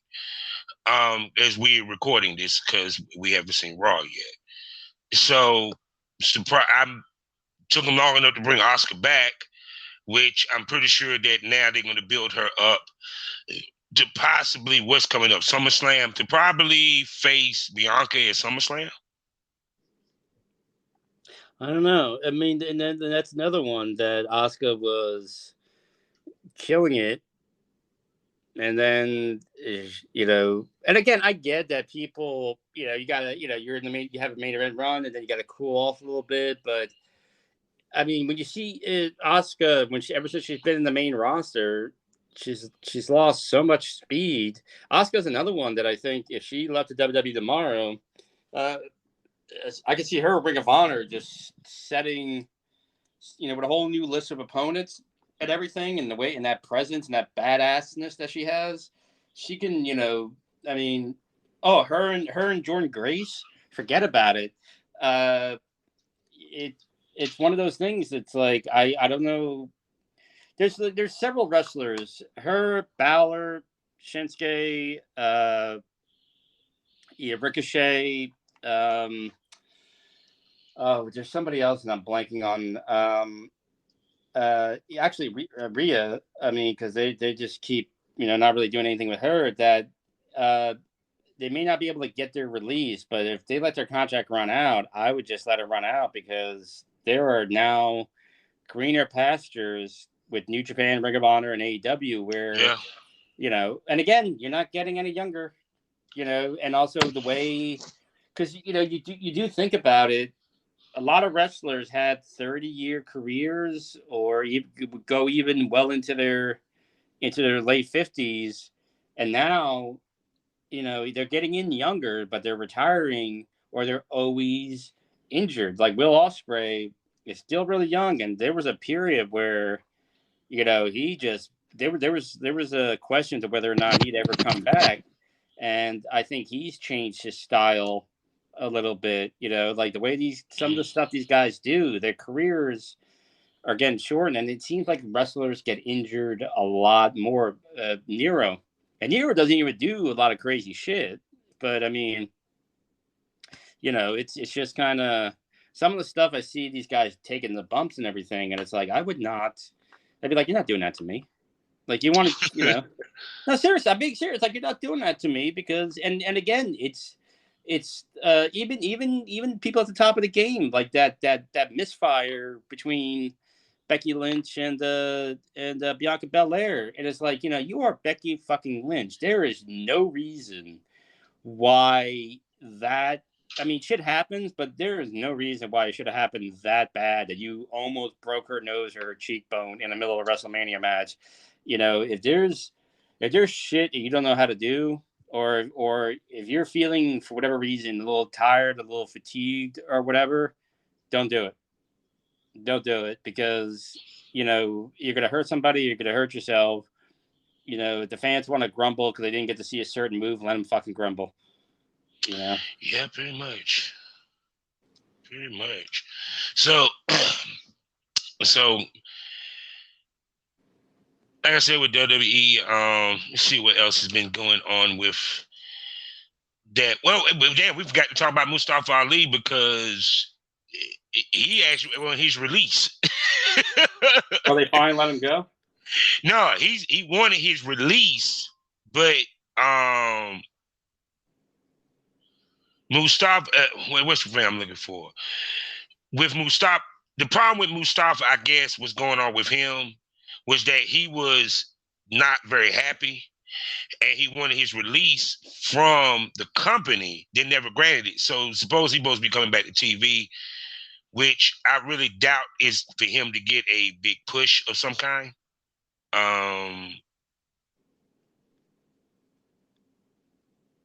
I mean, I don't know. I never really could get into him with the weird ring gear. He came with the weird light up stuff. I think if anything, if he's getting a push, they're gonna push him long enough to like shut him up and keep him happy. Other than that, I think once that eventually enough time passes, they're just gonna go back to like, oh, we're going to a country where there's like dark skinned people. Let's bring out Mustafa Ali and and do that. So I mean, it depends. I think he should definitely stay focused on getting the hell out of there. Because it's that thing of he had a thing, he had like something going, and it was like, oh, we're not in the Middle East, so we're not going to use you right now. We'll bring you back when we go back to the Middle East. Same thing. Speaking of that, same thing. AEW is doing the same thing now, where everyone keeps talking about, oh, the Indian market, and it's like, okay, number one, Indian wrestlers that can actually wrestle. I know you guys occasionally produce some giants, but the giants you produce are terrible. And here's an idea: get a good-looking. Because there are very good-looking Indian people out there, men and women. There are very good-looking people with amazing heads of hair. and it's a beautiful culture. It's a very bright culture, and go out there and find some Indian wrestlers that can actually wrestle. And here's a wild thought, and don't call the asylum and have me committed or anything. Have them be, I don't know, a face, a good guy. I had some, like a guy that looks like Camille Najani come out and cut a promo. It could speak English, because again, actually, people always talk about exotic accents and everything. An Indian person or a Pakistani person that could actually speak English, that accent is very attractive. So you get a good-looking Indian wrestler that could actually wrestle and go, and you can just speak the language, because he's mainly going to be wrestling in America, and you book him strong, and you have him win, and almost be like a Bollywood like leading man, and then when you go to India and try to basically capitalize on this market that everybody in the wrestling world seems to be grasping at, you'll actually have somebody to market. And don't just push them a month before you go on the Indian tour. Like, actually push him as a top guy for a long period of time, because there actually is Indian culture here. Don't have him be a bad guy. Don't have him be a dastardly heel. Have him be a good guy. Push him like a top guy. Put a belt on him. So that way you can get... Because I remember working in the nightclubs for a period of time, and they would have Bollywood night, and people would drive literally from other states for this one night in the nightclub, because they were going to play Bollywood music, and it was going to be like, oh, this is like an Indian night in the nightclub. There's Black night, there's Asian night, there's this, there's that, and they would travel along and spend money. So if you actually have, I mean, the Knicks had a couple of years ago, the Knicks had Lynn. And it was like Nick, you couldn't get a seat in the bar during a Knicks game in New York City for his run. So you can get this entire American audience that when they look at wrestling, they don't see anybody that looks like them. And then when you go to India or that part of the world, then you would actually have a guy you can market, and people would get into it, because Indian people, here's a weird, funny fact too about India that a lot of people may not know. And I'm sure Vince McMahon doesn't know this. Indian people are not stupid. It's a damnedest goddamn thing. They are highly intelligent, very in depth, very multi layered culture, and smart as a whip. Indian people. It's the damnedest thing. So when you bring a wrestler to India on a tour, and he's actually presented like a star and a guy that you're actually backing and booking strongly, funny enough, they would get into it. It's the weirdest thing. They're not dumb. No. And they would like, a hero, yeah, it's just funny that, but nobody wants to do that. It's like, oh, we got a guy who couldn't cut it in the NBA, and he's a giant. We're going to have him come out and be a bad guy, and then we're going to go to India next week. Weird. We're not selling out. We're not selling out. Oh, I don't know. Probably because you're treating them like what is it, like 1 billion people in India, and you're treating 1 billion people like a fucking asshole? Weird. Weird. Well, I guess we still got NXT. Do we even want to discuss NXT? I mean, what actually happened of great consequence other than Joe Gacy pushing Braun Strowman off some balcony? And fuck NXT. It's not even worth the conversation. But before we get to AEW stuff, of course, we got to do our tour around the indies a little bit. I watched NWA, and okay, what is going on with wrestling getting weird lately? Okay, we had Velvet After Dark. She produced one of the episodes this week. The other one was produced by the Fixers. And Velvet is a sexy lady, but her attempt to be sexy wasn't that great. It was kind of corny. I think it was meant to be that way.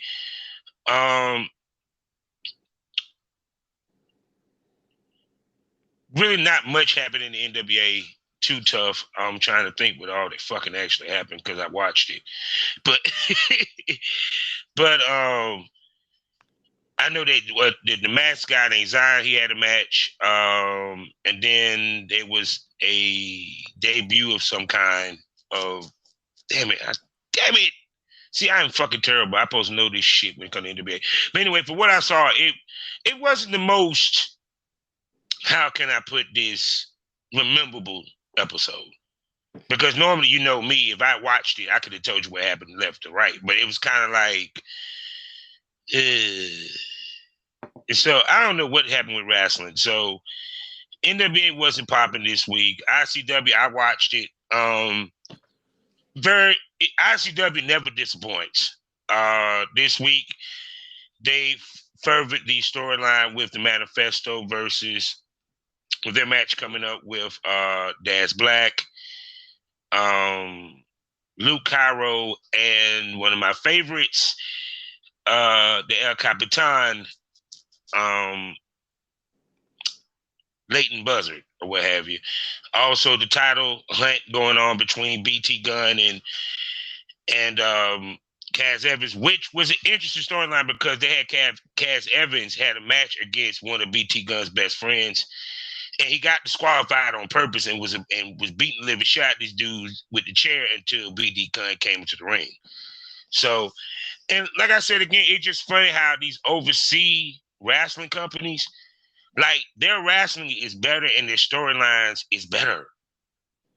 Because they're actually attempting to have storylines and, you know, and then finish telling the storyline through the wrestling, which is essentially pro wrestling.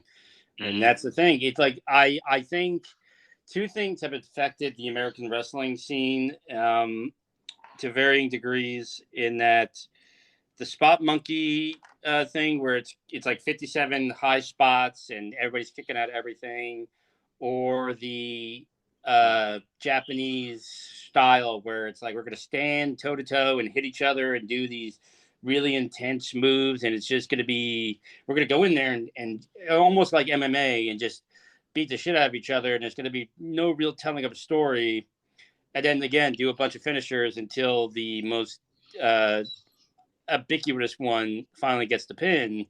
And it's like, there's a time and a place for certain things, but wrestling at its heart is there's a personal issue, there's a grudge, even if it's something as simple as we want the championship because that's where the money is, or we want to be the prove we're the best, or whatever.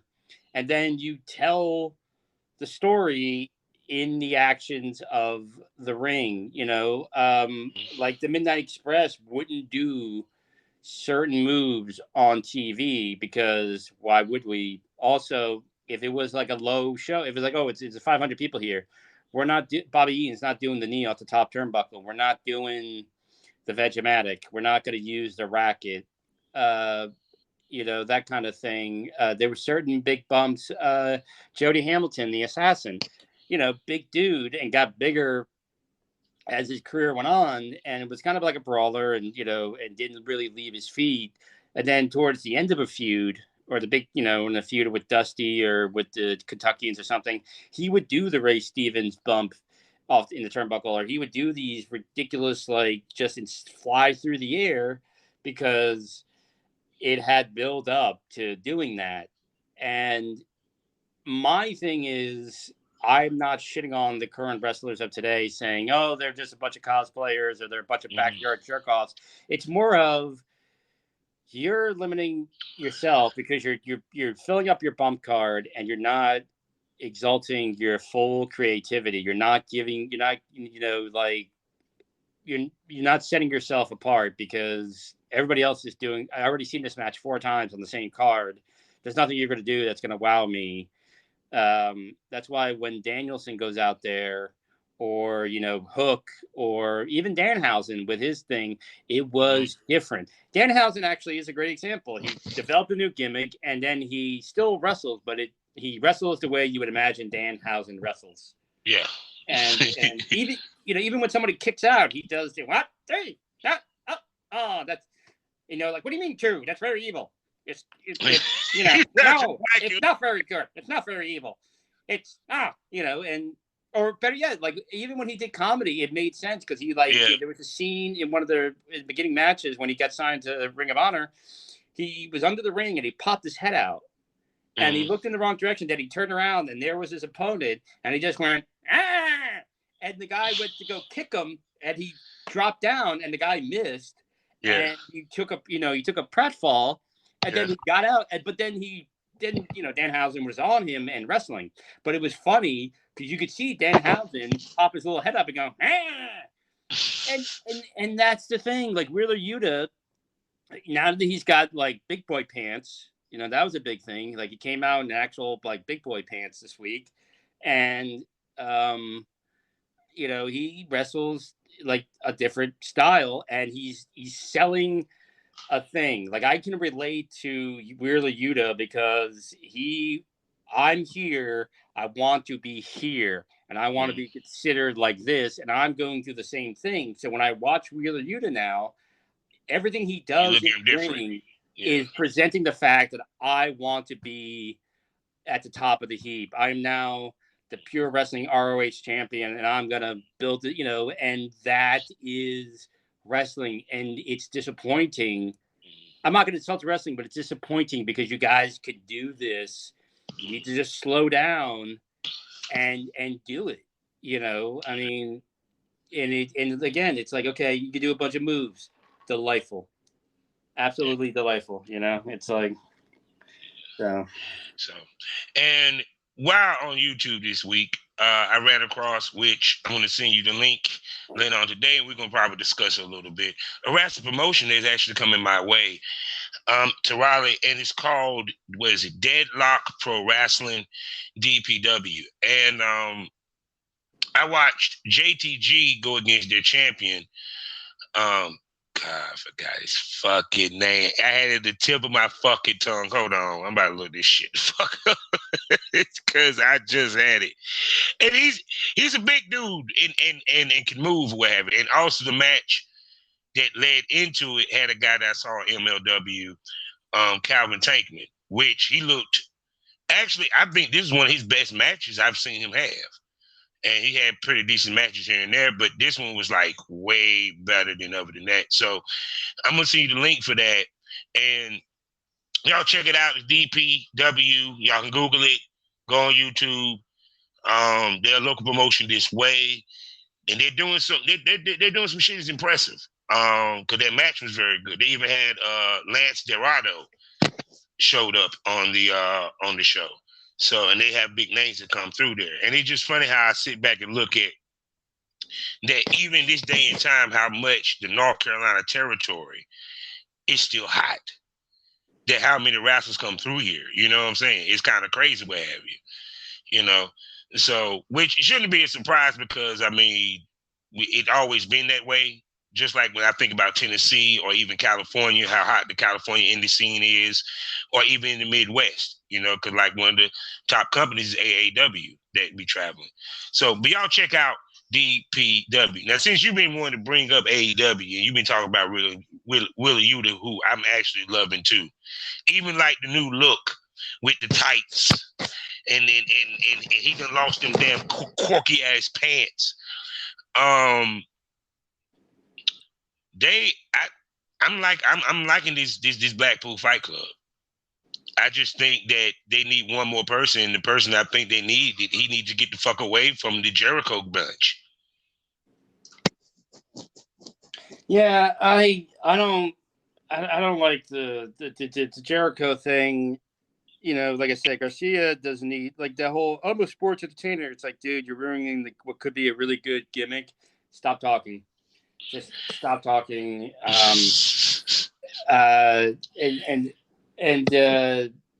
Yeah, I just the Jericho appreciation bullshitter is just meh. And, 2.0 or whatever. I don't know. Just the whole group. I'm like, I don't really want to see any of you. Now I'm definitely going to look forward because I can actually watch it now. Finally, I get to watch the rest. I get to actually watch Raw tonight. This is beautiful. I wouldn't brag about that. I gotta do it for the show. But anyway, and I get to watch Dynamite. That's even beautiful. So, but I get to see FTR versus FTR, which they actually asked for this. To go head up in the Owen Hart match, the Owen Hart tournament, qualifiers or what have you. And I'm looking forward to that. And what's even more interesting, that WWE has been reported that they're interested, which is no surprise there, in getting FTR back. Yeah, I heard about that, and honestly, FTR would be really stupid to go back. You know, it's kind of like, to me, it's like we're seeing it all over again.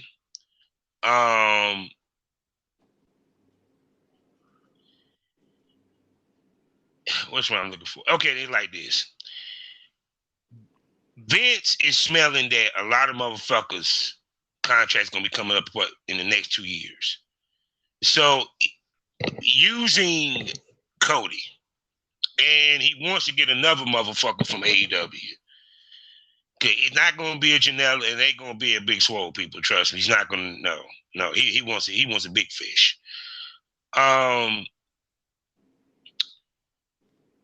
He wanted to be the destination that AEW guys, once they leave, they can come to the WWE. Because one, unless I see another big deal coming, which probably down the pike, the way he got more money to play with, it's gonna be hard to keep a lot of motherfuckers, especially if WWE looking to poach, especially Vince. Here's the thing with Ring of Honor. If it's up and running, then there's more space to move people over, and again, trim. If money's going to be concerned, trim the fat and make the jobbers actually be jobbers, and jobbers don't get storylines, and jobbers don't get camera time. Because I've beaten this to death, and then I took it to the pet cemetery and buried it and brought it back, and then beat it to death again.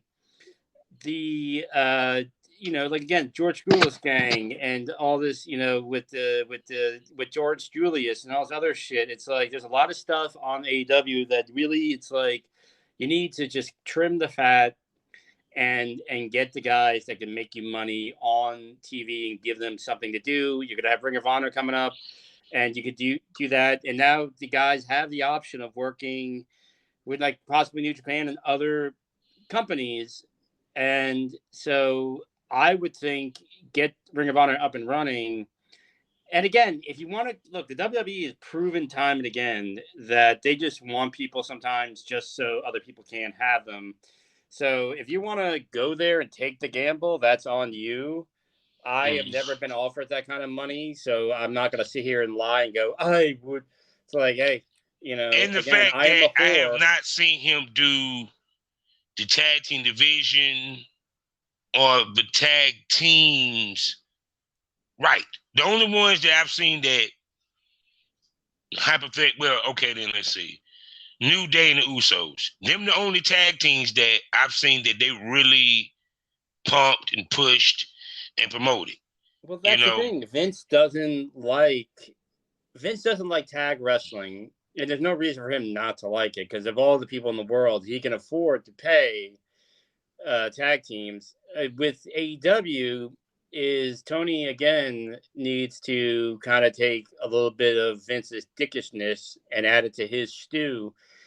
Take the fucking booking away from the Young Bucks, and and FTR, make them. And then again, this is probably why like FTR is finally being pushed, and send them to Ring of Honor and let them be they could be that Midnight Express, that heel main event tag team that could stir the drink.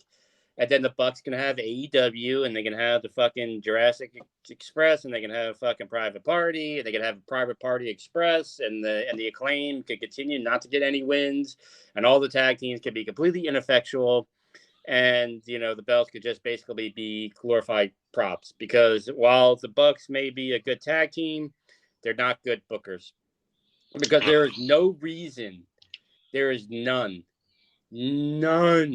Especially since you're one of the fucking VPs and you have Tony's ear. There is not one reason that you could tell me with a straight face and make me believe it that the tag team division for AEW should be this fucking sad. And it's sad. It's sad like a Sean O'Casey play. It is sad. And you know, and it needs to be revamped and again move the Acclaimed over to Ring of Honor. You know, there's because if they go back to WWE, they're gonna get a lot of money, and then they're just gonna fall off the fucking map again. You know, like War Machine was a hot tag team, and they went to AEW, and now they're just two fat guys in like furry thongs, like making an ass out of themselves. The Usos, because they're just part of that Samoan family and they get this special treatment. The New Day, now they're starting to shit on the New Day. I don't know, man. Like, I would, if I were FTR. No, it's like the top 3 promotions when it comes to tag team divisions are not that deep or great compared to back in the day. I mean, even with WCW or even WWF, you had at least 5 to 6 tag teams. FTR, or at least in the main, and that's like, I understand they were highlighted. You knew the 6 tag teams. Like now, if you try to ask somebody, well, what's the tag team division for AEW? They probably will name 4 at best, unless you really watch the product like that. Well, I mean, again, like Jeff, the Hardys are showing their age, and they're showing that middle-aged paunch, and I would not put the belts on them. Eventually, what's his name will come back, and the Lucha Bros will be a tag team again. Oh, I miss them. This is a private party. I don't even count them, dog. I'm getting a little. It's like this, like for example, like right now, like what pisses me off is Proud and Powerful, or excuse me, LAX, whatever the fuck they want to call it, their asses now. The fact they stuck in this feud with Jericho and stuff, and these guys, probably one of the best tag teams, should have had a tag team title shot by now. Or at least a tag team title run. It's like they keep getting put in bullshit feuds. I mean, the best feud to me they had was probably the one with FTR. And it's crazy how FTR is the Ring of Honor champions, but y'all have not put Proud and Powerful anywhere in the mix of this. I mean, shit, if you really want to go there. I mean, it's just, I don't know, like Serpentico, I like him as a wrestler, but the thing with the gimmick of the thing with the little hand signal, then shoving it in his face or slapping of the glove, if I was the top guy, I would tell him, I'm like, look, if you're going to do that to me, you're going to have to, like, when I'm, like, do a big move on me or knock me to the ground or kick me in the head or something, and then do it while I'm down. Because I'm standing, because here's the deal. I'm not going to, in my real life, and it's just, again, it's what I consider to be believable. You can talk all the shit you want. If we're having a conversation and you put your hands on me, or you think you're going to do that thing where you're going to like palm my face, you're not getting a couple of those fingers back. Because the first thing I'm going to do is I'm not going to hit you. I'm going to literally grab the fingers and I'm going to bend them. And I would tell the guy, like, look, you can do it to me. You want to slap me with the glove, like beat me down and then take the glove off and smack me, paintbrush me with it or whatever. That's fine. But I'm a top guy. You know, if you do it, if you do it, I'm going to punch you immediately back. And I'm going to kind of punch you and then throw you out of the ring or whatever in a working way. Because there's certain things, it's like, why, again, it's like, I would fucking punch you. Like, that's a normal reaction. Like, stick your hand in the face. That's why, this is like a little off the thing. You know how many toes I've broken in my life in fights, and like, especially when I was living in New York City, where these idiots would, grown men wearing flip-flops when you're not going to the beach or to run a quick errand. I'm gonna tell you right now, if somebody's been in a lot of street fights and been in a lot of violent situations, you don't wear flip-flops or sandals. Like, you're a grown man. You're not going to the beach. You're not in your backyard. If you're gonna run to the store real quick, fine. The guy's getting tough. First of all, you're in sandals. How tough can you be? And essentially, my first move is I just take the heel of my shoe or my boot, depending on what I'm wearing, and I just drive the back end of my heel right on top of your toes. And then there goes your toes broken. And then you're on the ground, like, holding your foot. I mean, like, little things like that. It's like simple little things that, where I get it, you have a gimmick or it's part of your thing, but when you do it ad nauseum and you do it to top guys, it stands out. I'm like when CM Punk, you let see, I'm like, dude, there's nothing about you that you portray that tells me you would take that and not just pummel the living fuck out of him right now. It's like, so, I think stuff like that, like, okay, do it when the gut it's down. And when the Lucha Brothers come back, yeah, but they were one of the few tag teams that constantly got a push. Private Party's been there, and Private Party just goes from one inane group to another. The Butcher, like, they're pushing the Butcher right now, which he looks like a wrestler. Push the Butcher, but the Butcher and the Blade, that is which they fed him to Wardlow. Well, yeah, but you know what? The Butcher as a single, like I said, he looks. If you give him some wins and maybe make him, give him some wins, he could be a nice mid-card tough guy wrestler. As far as the Butcher and the Blade, they're not even Orient Express style mid-card tag team. Like I said, the tag team division is just an absolute shambles, and there's no reason why it shouldn't be. The women's division. It seems this is not a knock on Thunder Rosa, but it seems a little rudderless since Britt been gone. It ain't been the same.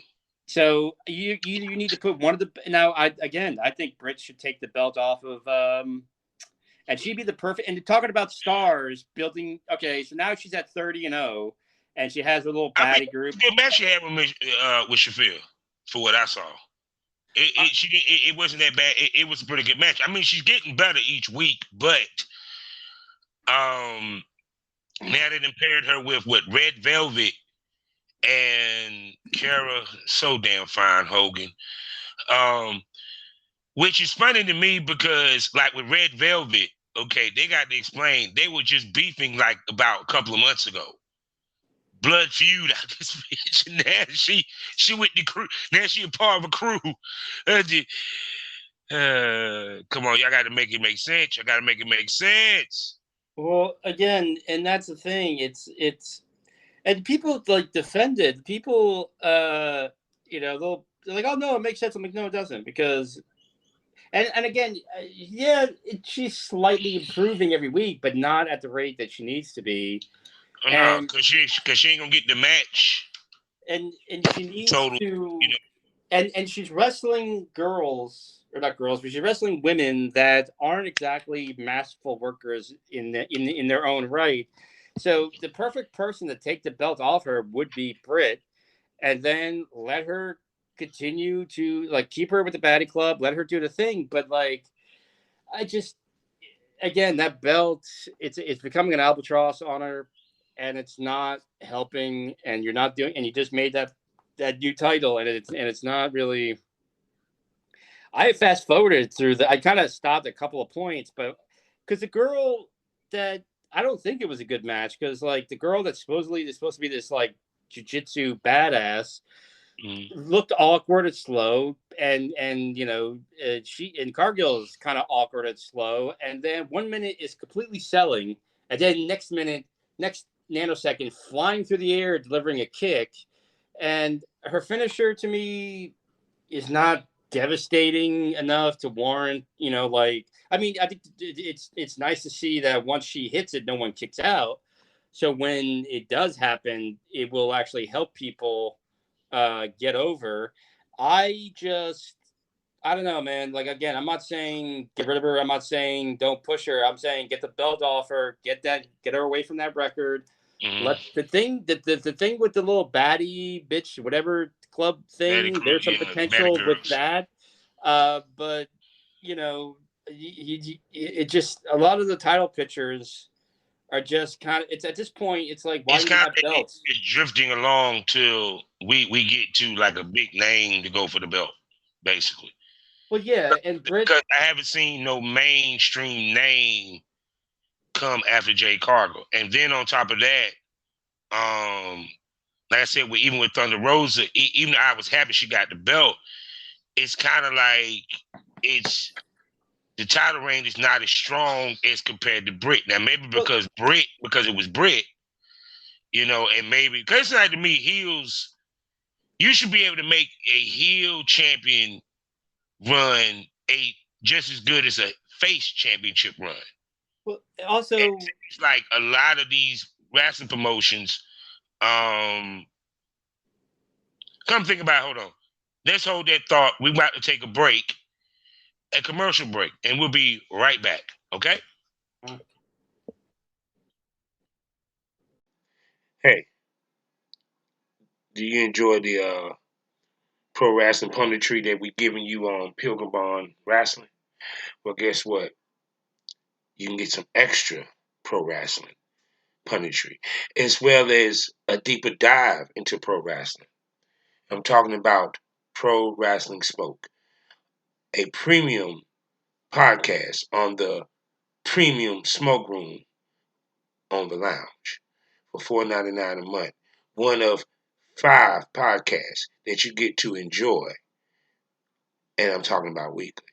So subscribe to the premium smoke room and check out Pro Wrestling Smoke, where me and Billy, we gets it in and we discuss and debate different topics from the prettiest and the best looking belt of all time to modern wrestling, the territory days, old school, what have you. He's the history, I'm the modern. So subscribe for $4.99 a month to the Premium Smoke Room and check out Pro Wrestling Smoke. Now, smoke that over. Hey, we back from commercial break. Had to take care of some things and stuff. Not often y'all get to see me do that, what have you. Life of a podcaster. But anyway, Jesus.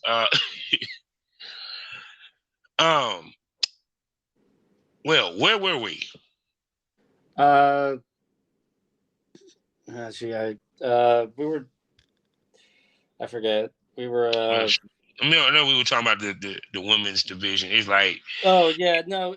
Well, they did the thing with they always do now when they kind of do champion. They like take somebody that hasn't been in the mix, and all of a sudden, like Nyla Rose. Not to take anything from Nyla Rose, but what the fuck has she been doing? And now, instead of having a return match with Britt, which again, I don't understand Tony's mental block with this.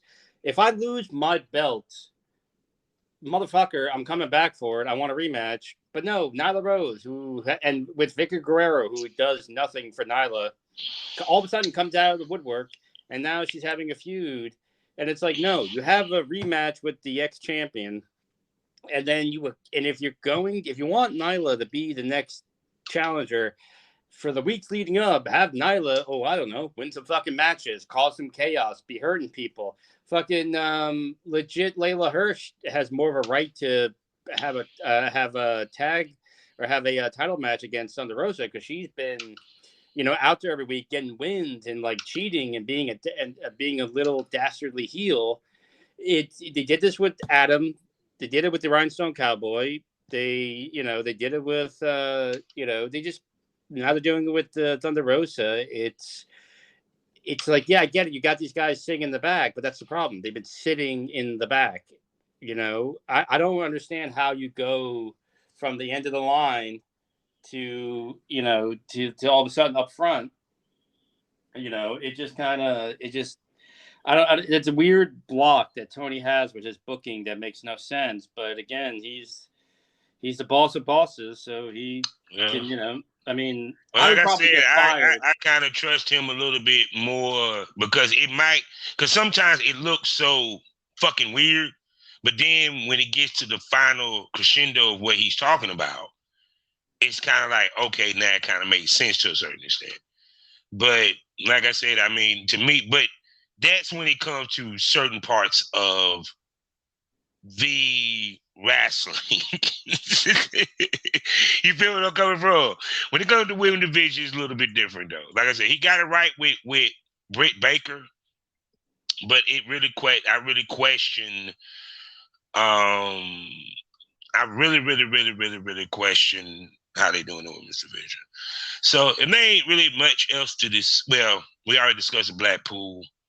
And really ain't really much other than what Danhausen and of course it really wasn't much else to discuss, to be honest with you. There's a great importance for AEW. Because we already talked about the Forbidden Door. I'm not about to rehash that conversation because you need to go to the Premium Smoke Room and listen to Pro Wrestling Smoke to hear that whole conversation, what we talked about with that and everything. But I'm like I said, I mean, really, they ain't no other feuds that I really give a shit about. Like I said, I mean, of course, they still continue with Hobbs and Team Taz versus what they call it, Swerve, Glorious Swerve, whatever the hell they want to call themselves. I think they came up with Swerve and your man, God, what is this fucking Keith Lee, and then of course, which is crazy, how Sammy Guevara went from being a face to a heel within one match. And they are going with it. And now we have Scorpion Sky, who supposed to be a heel. That's what I want to talk about. And Dan Lambert, who supposed to be a heel, are now faces. And Sammy Guevara is a heel, which I actually like it. I actually glad that he became a heel because to me, I think he's better off as a heel than a face. Yeah. But but again, Ethan Page, I don't know. He's one of those guys that I don't know if he could be a baby face. And also, again, in this that's the other part of it. I can't now with the dynamic change. I can't see Ethan Page, all ego, Ethan Page being a face. I can't see that. Well, not just that, but like they haven't done anything with him, and that's what I'm talking about. It's like Dan Lambert eats up too much, camera time, and then again with all the other do they even need Dan Lambert to talk for him? No, they don't. No, Dan Lambert needs to the Dan Lambert experiment to me is not working. I fast forward over it. Like I said, they need to stop with the 2 belts and just go back to the 1 belt. Yeah, because I can understand why it's the same belt. It's not. It's not. You get what I'm saying? It's kind of like, okay, now y'all getting a little ridiculous. I get after he first won it, but it's the same belt. So why is he carrying 2? Yeah, I don't know. It's one of those things I just started fast forwarding over. Same thing with like the George Goulas gang and Orange Julius. Orange Julius was out there for the Adam Cole match, and he had like a disapproving look on his face, and I'm like, why the fuck? Take that look and shove up your ass. Like, why the fuck you out there, sweatpants? It's like, go to the mall. I don't know. Like, I think he still has an injury and everything, but it's again, it's like he really has become a mascot. I know some podcasts might make fun of him, but like he really has become a mascot, and it's like it's again, you get the roads. Something needs to change with that, but he doesn't need as much camera time as he's getting. The best friends. Whatever they're trying to do with Trent, either you need to pull the trigger on it, or because his little salty, kind of stick up his ass attitude thing is not really engaging me, especially since he, again, not winning. So there's a lot of shit where it's either you need to move them over to Ring of Honor and give them a fresh start, or again cut. Tony. Maybe it's because I'm in a foul mood this week, but I'm like a lot of holes in Tony's booking are really standing out to me this week. In that, in a lot of cases, his booking is lazy, and he's not capitalizing on the stuff that could really, really set the show on fire. Yeah. So, Eddie Kingston, as always, is a star. Like, maybe put a TV title on him when he's done with this whole Jericho thing. That is, if Jericho doesn't bury him like he did MJF. But Well, I think that's enough of AEW, because I think we hit all we can hit with that. So with that being said, it's time for the ode to the old school, where we talk about some old school shit. And this week, the wonderful Billy Pilgrim is going to discuss, and we're going to give commentary on one of the greatest, in my opinion, heels of the old territory days, and in history, in my opinion, the one and only Ole Anderson. Yes, this came about because we were talking about the homesteaders in the territory area where they were heel or babyface. They were just so popular in a particular territory that they never had to leave. And Ole was very unique in that in the 70s and the 80s, he only had to go back and forth between Georgia and the Carolinas, and sometimes he was managing. At one point, he was booking both territories. He was actually somebody that Vince McMahon tried to get to help him with his national expansion, but literally told him and Linda to go fuck themselves to Vince's face. That's probably why you're never going to see Ole in any kind of WWE, even though their Hall of Fame is bullshit. But Ole Anderson was born Alan Robert Rogowski in Minneapolis, Minnesota, where ironically enough, a lot of Minnesota wrestlers born in the Midwest actually become great Southern wrestlers. Probably because the wrestling and the food and the weather and the women are better. But that's just me. I only lived in both parts of the country, so what do I know?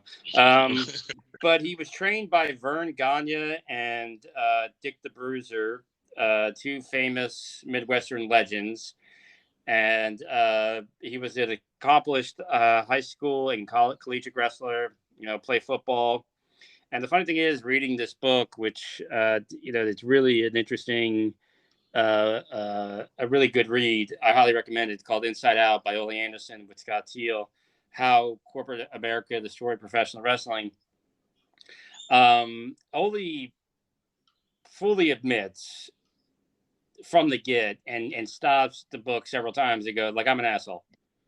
And he's always been this way. He'll fully admit that he's an asshole and he's an honorary bastard.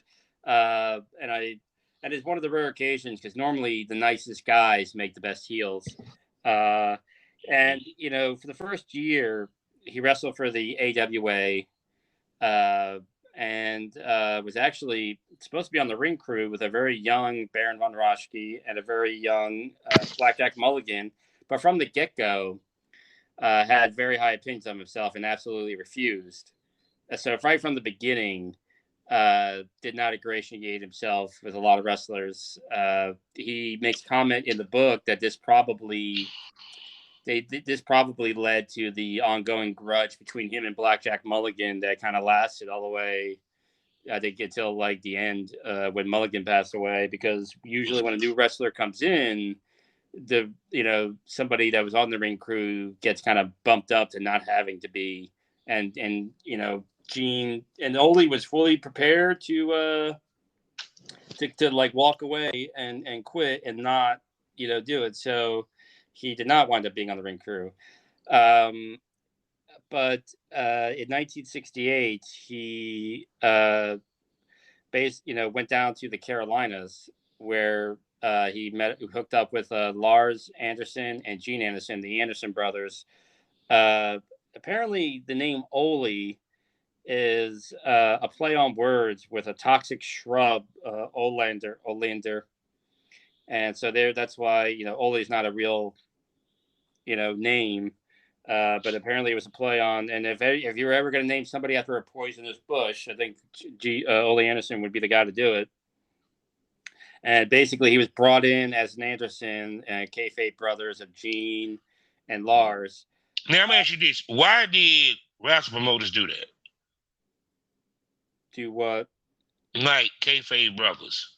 To make a brother tag team, they're not brothers. You get where I'm coming from? Well, probably because it was just like a story. Sometimes wrestlers looked alike, and it was like the Von Brauners or the Grahams, the Valiants. They looked alike, and like a brother tag team. Kind of adds a little something. To it, and you could also, especially usually brother tag teams for the most part, were usually heels, especially kayfabe brothers were usually heels. So it kind of adds that little thing of, like brothers, that family blood, like they're extra tight, so they're double thick as thieves. Arn Anderson, was, I can't remember his real name, but, he went by his real name. Huh? You talking about Arn Anderson? Yeah, Arn Anderson. I forget. I think it was something. Hold on, I can look it up real quick. But he basically he basically became an Anderson because he really did look like Gene Anderson. Yes, he did actually. It was like, because even when I first saw. When I was a kid growing up, I really thought they were factual brothers. Yeah, so did I. So did I, because it was, and that's his name is Martin Anthony Lundy. Oh yeah. Mark Lundy was his name, and then when he came to the Carolinas, that's when they made him an Anderson. And Lars eventually left the team in like 69. And then the team became Gene and Ole Anderson. And Ole was kind of he was the voice. He was the spokesman of the team. And Ole Gene just kind of went with whatever. Like Ole, again, had no problem rattling a cage, speaking his mind, being an asshole.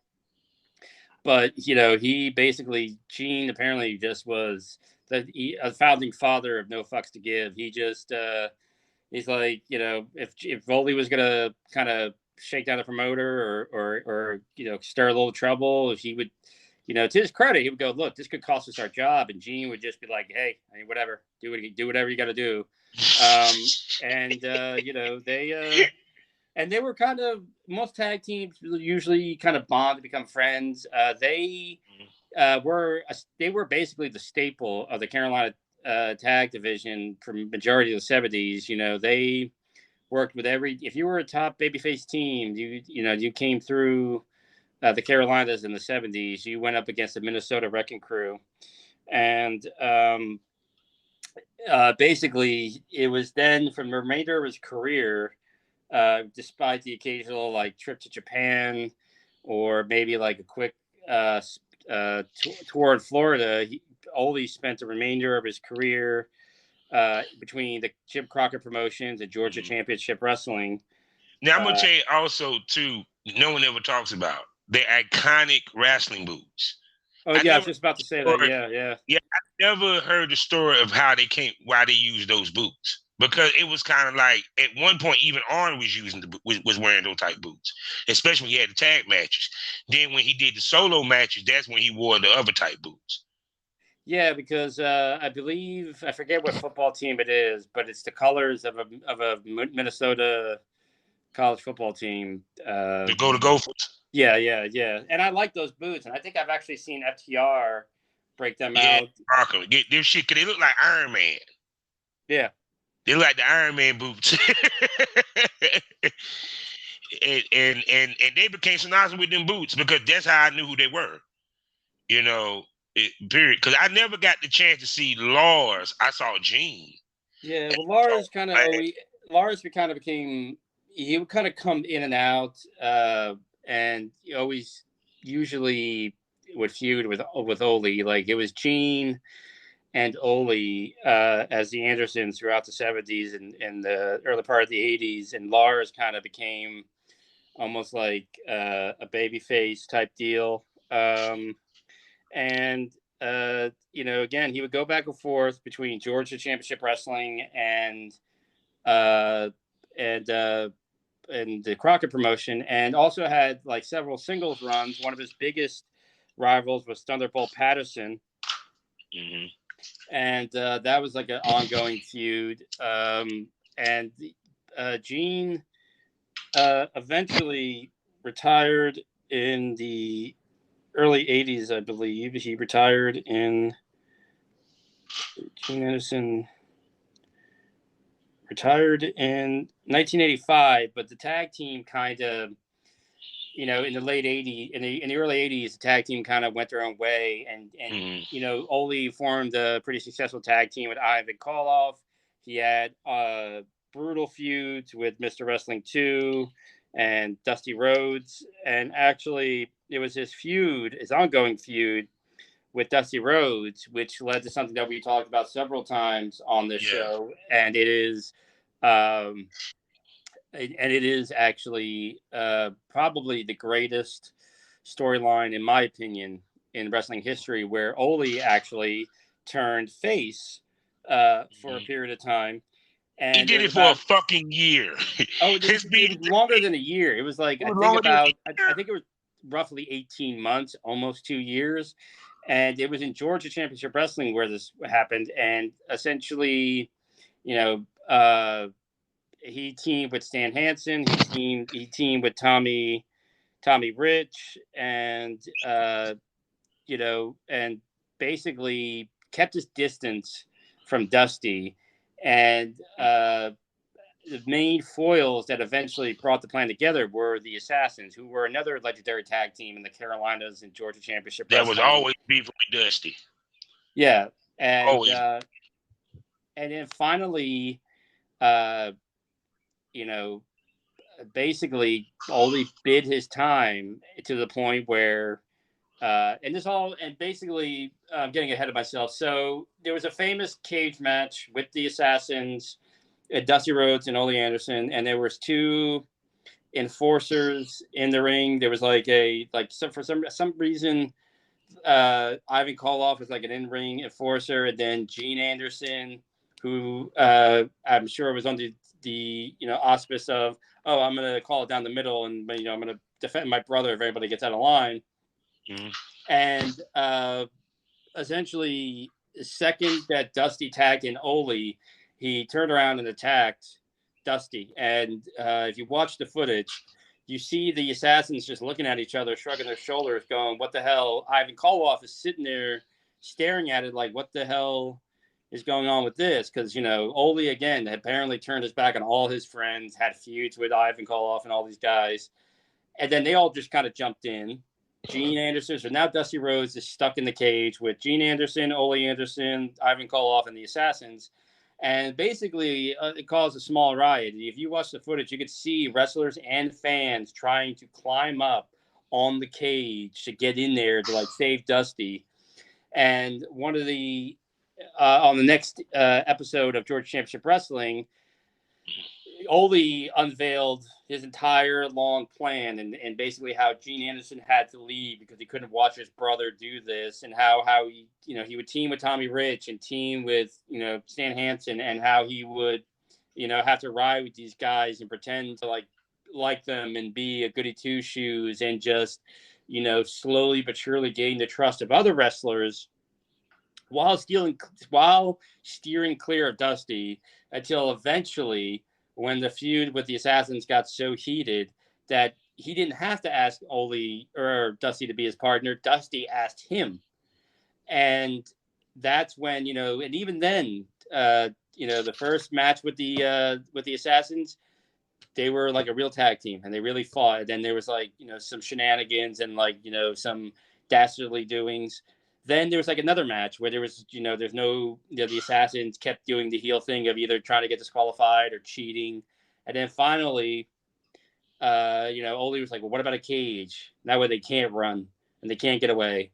And, you know, and that's when Ole, after all the like literally 18 months of setting this up and playing it cool and not trying to be Dusty's friend, and, you know, and gaining the trust of Stan Hansen and Tommy Rich and all the Ricky Steamboat and you know, and all the Johnny Weaver and all these guys, Paul Jones in that area, they you know, they showed a clip, I believe it might have been from Florida Championship Wrestling, where, you know, he talked to Dusty was sitting there doing a fiery promo, all bloody, beaten up, because Ivan Koloff and Ole Anderson had beaten him with a chain and everything, and he was like, "It'll never be over, Ole Anderson. It will never be over." And that was the catalyst. He said, "You know what? It rang that stuck with me all these years." And he said it would never be over. So Ole. And this took most of the show. Like, I'll put it up on the YouTube, and I put it up on there before, but I'll put it up again on the Twitter. This was like the majority of this, and this was rare back then because everything was squash matches and whatnot. But Ole went out there and was in the crowd, yelling at the crowd, and you know, wrestlers were coming out and threatening Ole, and Ole was not backing down, and he just slowly unveiled this huge plot on Dusty. And it led to like 3 months of sellouts across the Georgia territory, huge business. But it was one of the most brilliant things I've ever seen. And the really unique thing about Ole Anderson and the Minnesota Wrecking Crew, whether it be Gene, Lars, and or Arn, was they were heels, but they were a different type of heel. They weren't chicken shit heels. They was not. No, they were dastardly heels. Well, they would basically, they were famous for working a body part, like your arm, your leg, and breaking you down. And they would cheat, but they would actually like out wrestle you and go toe to toe with you. And, you know, like in one of the funniest parts of this video that I'll post, one guy is like, "You're gonna get yours, Ole," and he's like, "Well, not from you." Not from you. He never backed down. He was never a chicken. I mean, he would do when in the ring, when the babyface would do the big fire up, whatever, he put his hands up, they'd be like, "Oh, whoa!" But Ole was he just sat there and very quietly told somebody, he's like, "You know, better be very careful, because, you know, we wouldn't want anything to happen to you now, would we?" And, you know, he would deliver very subtle threats. He was like a mafia hitman type villain. Yeah. Because the way that he threatened, and even with his promos, I loved his calm promos. Like Arn started, he'd be like, and he always finished. Yeah. And you're like, "That's right, Dusty Rhodes. You need to watch your back, because you never know what might happen in the parking lot." Yeah, and he was one of those guys that kind of didn't age, like all the way up into the 90s. You know, from the 70s to the 90s, he just looked like, you know, his body, you know, basically the thing that changed the most was his haircut and his facial hair. But Ole had a very methodical, menacing tone, and he basically Now I'm gonna ask you this: why he never won the world title? Because back then, when you were the world champion, it's not like now where you're working for the same company and you're going to go and whatever. And now being the world champion, it meant money, but it really depended. Same thing with Ernie Ladd or Andre. And even sometimes, even though Dusty wanted the belt, I think it would have affected Ole's money, because you had to be a certain type of wrestler to go to all these different territories, because you would go to there'd be 30 territories in this country, not counting New Zealand, Australia, Japan. I believe there was some in Europe, Mexico, and you had to be able to work a lot of different styles.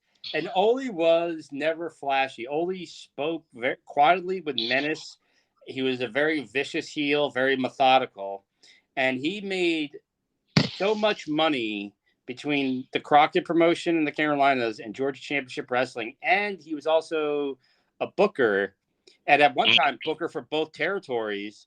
So he was making money as a wrestler and as a booker. So, sake of argument, in the late 70s, early 80s, he was making six figures back then, just wrestling.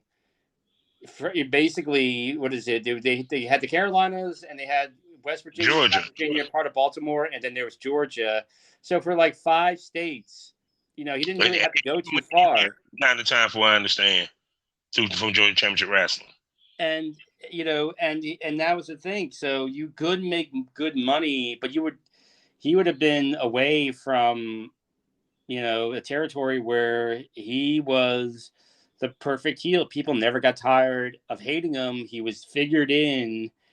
He was figured in so much that he even managed to in a coup d'etat push out Jim Barnett, one of the most influential and powerful promoters. Right, he was over in Japan getting some suits. Yeah. Over in China.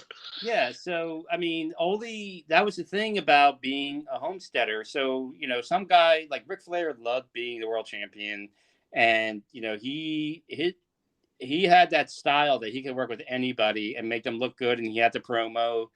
I don't know if Ole would have been a good traveling world champion, but also you think about it, he wrestled a year for the AWA. Occasionally, I think he did some stuff with. Like in Florida here and there. Yeah. And even then, that's not too far from where his normal home base is. But like, especially back then, I mean, I don't like living in Atlanta, but the living in the South is a pretty decent gig, especially I mean, I'm not gonna lie, if I could just drive around, if I was getting regular paid gigs and all I had to do is travel around Georgia, the Carolinas, and maybe hit Florida, and that's where all my paid scenes were, and I did not have to go to Vegas or LA for weeks on end, and if I didn't have to go anywhere else, and I was making good money with all the companies or and all the producers and female talent, it's like I'm happy. I can, if I plan it out, I could be home that night. Like I could drive up to Charlotte and shoot a scene, or I could drive, leave middle of the night while everybody's asleep, head down to Miami, shoot the scene, and I could almost be home by dinner time.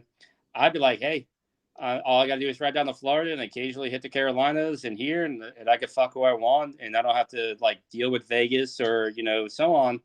I would do it, and that was the thing about the homesteaders, that sometimes being the world champion would almost be a pay cut, like an Ernie Ladd or an Andre or Jerry Lawler or Ole Anderson, because usually when you were figured in, that meant you had some kind of say in the booking.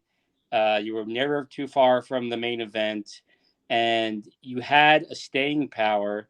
Because think about it, Ole was a very straight-laced. The flashiest thing he ever did was wear those boots, and he never really changed his style. His wrestling style never changed.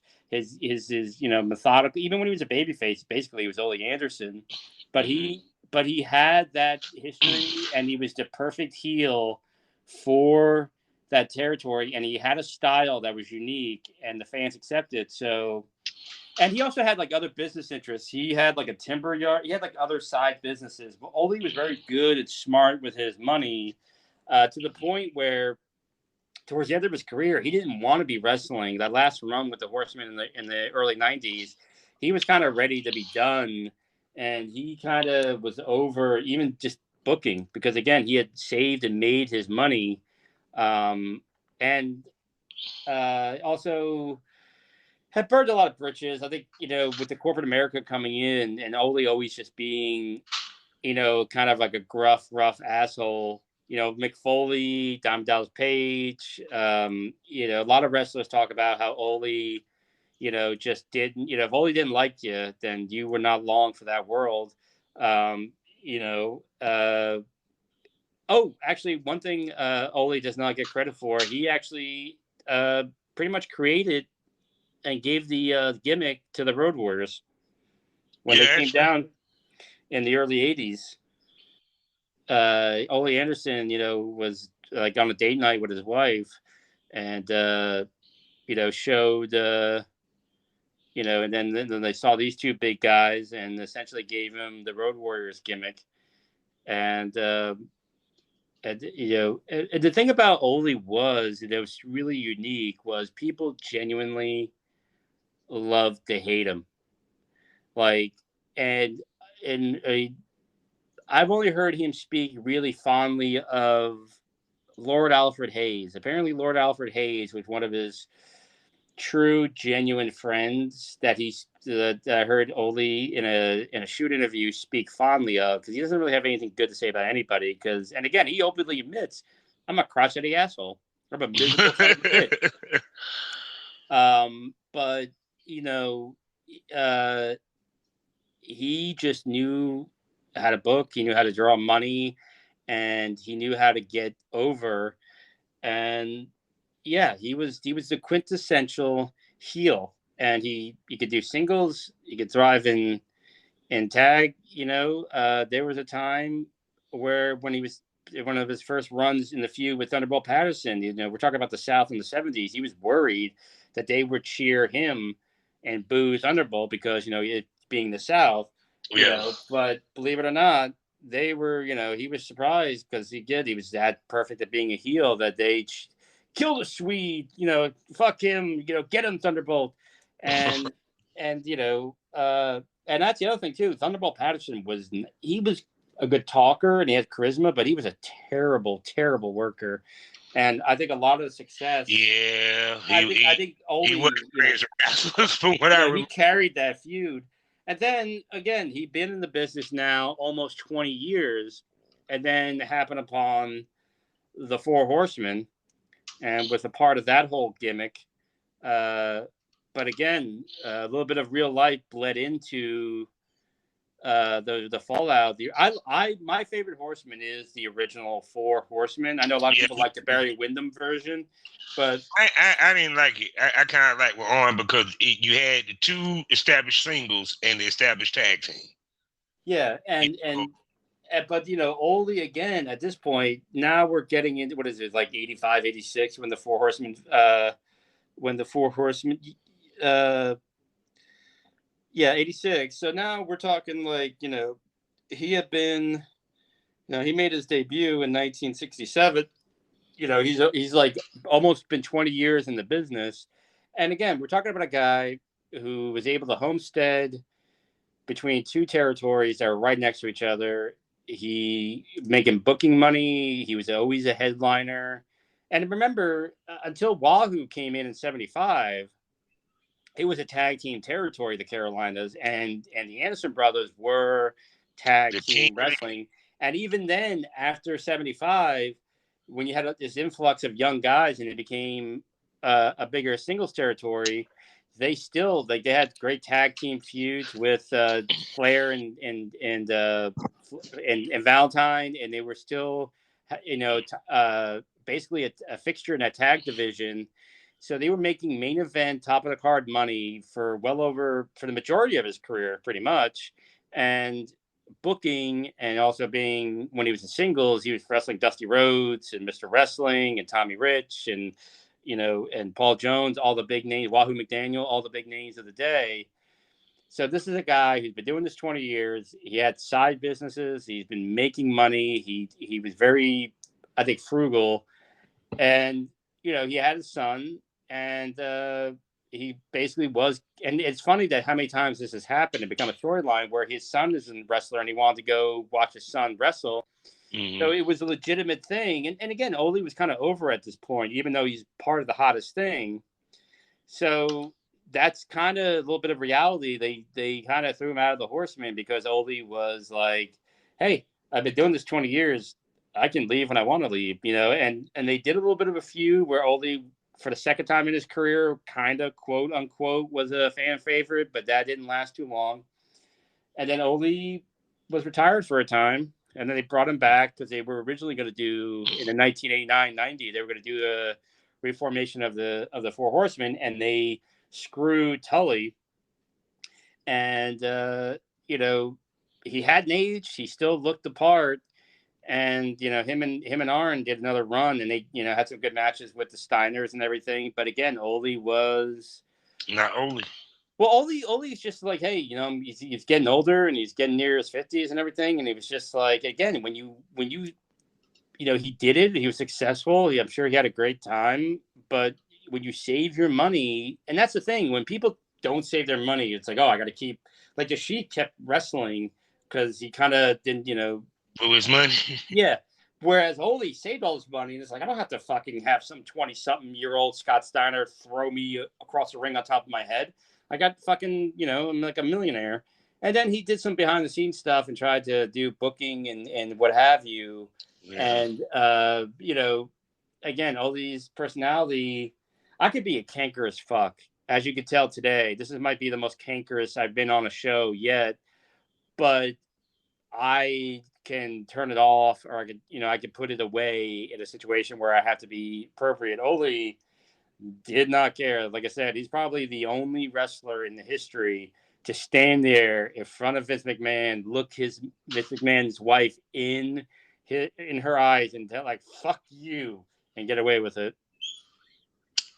Yeah. Oh, and that was the other thing too. His little power move with Jim Barnett led to Jim Barnett going to WWE and helping the national expansion, because up until that moment, the WWF were, the Vince McMahons were part of the NWA board, kind of like, they were just kind of, the WWE, Vince McMahon Sr. was always part of the NWA board, just as almost like a diplomat kind of position.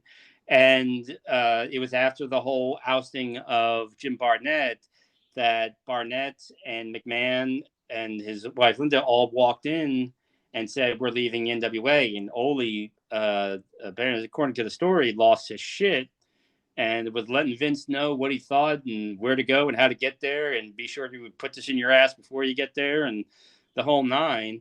And Barnett and Sandy Scott had all the connections and all the extra, all that, knew the ins and outs to kind of help Vince, get over that expansion hump to really get across country. And Ole inadvertently, in his dislike of Barnett and just, his little power grab, kind of facilitated and helped Vince.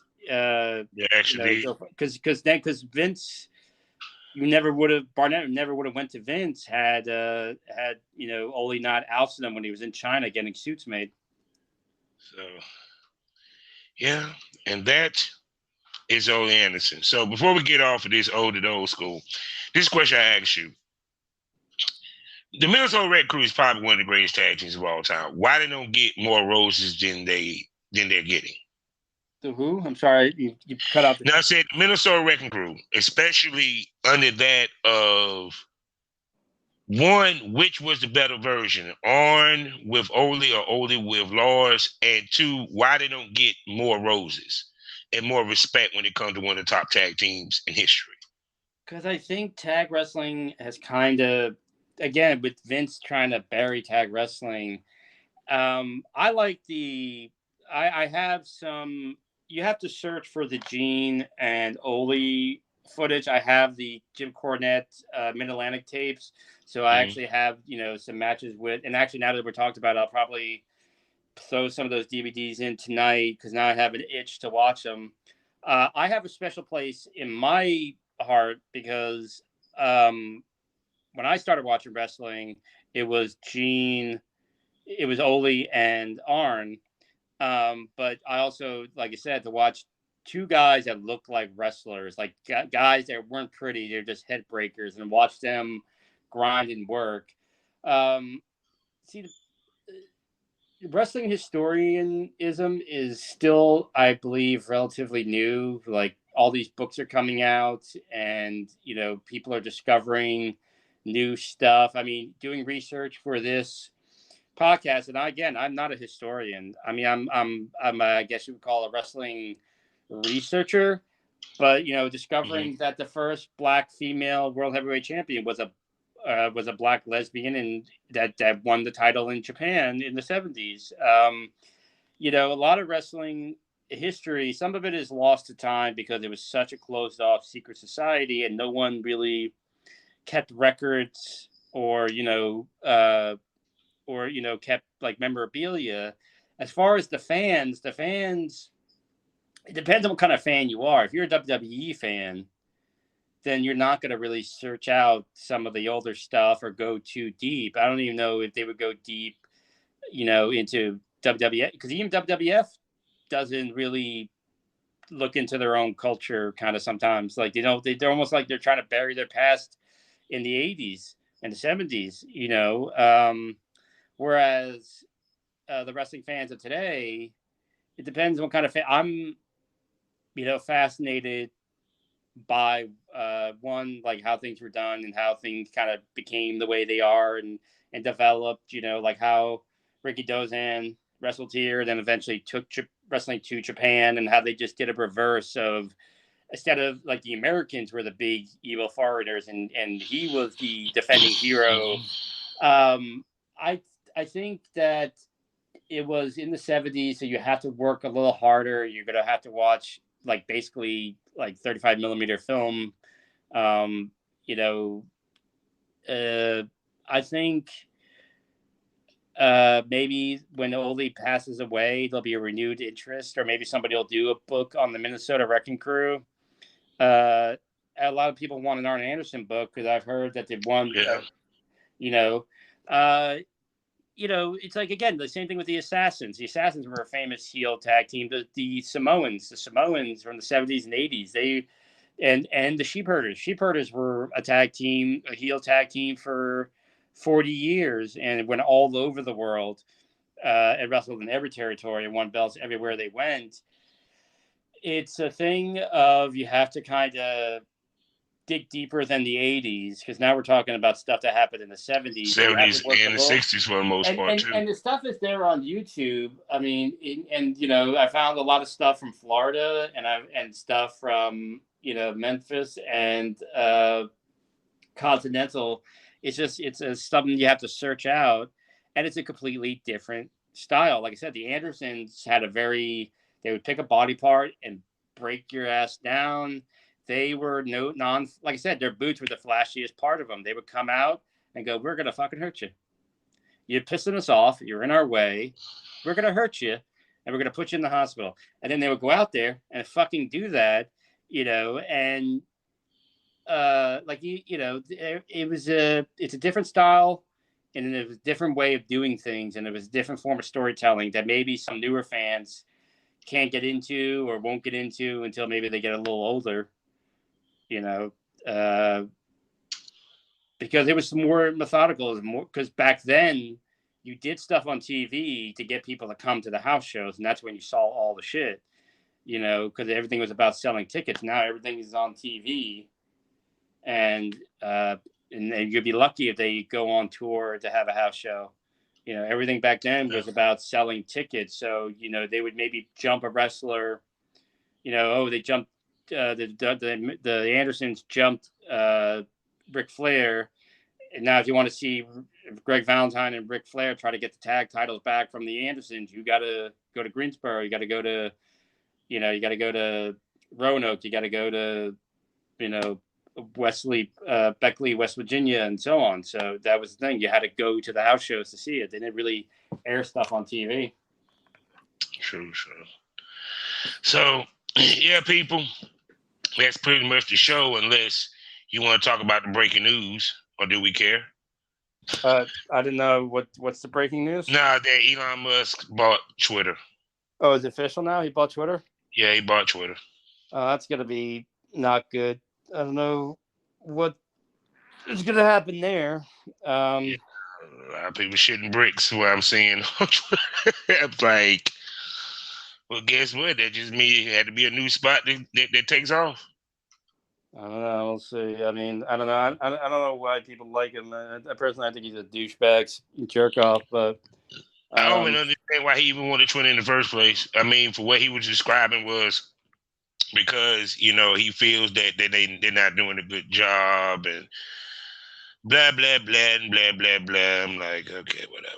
You just wanted to buy Twitter, have something else to own. so he can control something. I mean, I don't know. I don't. Guy looks like he has downs. I'm amazed he can tie his own shoes. Yes. Oh, and the guy was talking about for DPW, the champion is Bojack. He's a beast. I need to watch DPW for real. All right. Yeah, so we done, god dang it. Another great episode in the books, and we actually didn't go 4 to 3 hours. But then again, it really wasn't much to talk about because much really didn't happen on the wrestling side of things. So, with that being said, people, you know how we end this all day, every day. If you want to spend money, you'll see where to spend the money at in the description. Also, follow us on Twitter at Pro Wrestling, capital P, a capital W, and a capital S. Pro Wrestle. Is it Pro Wrestling Smoke? Pro Wrestling Smoke. Pro Wrestling Smoke. Yes, Pro Wrestling. Well, it's actually Pro Wrestling Smoke. It's Pro Wrestling Smoke, but the actual handle is at Pro with a capital P, Wrestle with a capital W, and Smoke with a capital S.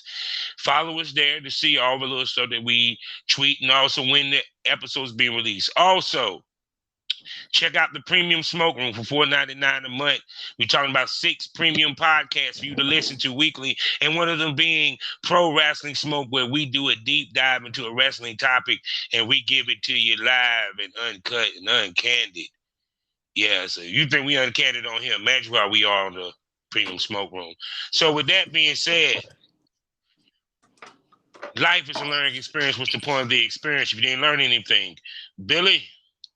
Up until next time when it's Vader time, we'll see you then. And we'll have some story. Hopefully I'll have some fun stories about Exxxotica next show. Oh, yes. And smoke that over. Thank you for coming to Pilgrim on Wrestling. Thank you, guys. Black Wall Street is now online, baby. That's right. Visit the GW District. Shop the very best in men's and women's apparel and accessories, home decor, office supplies, books, pantry items, and so much more. The GW District is a retail marketplace of Black-owned products and media. We're both veteran and Black-owned, and we're bringing you the best online shopping experience with products made by small businesses. Come and experience the GW District difference today at shopgwdistrict.com. That's shopgwdistrict.com. The GW District, a retail marketplace of Black-owned products and media. That's right. That's right.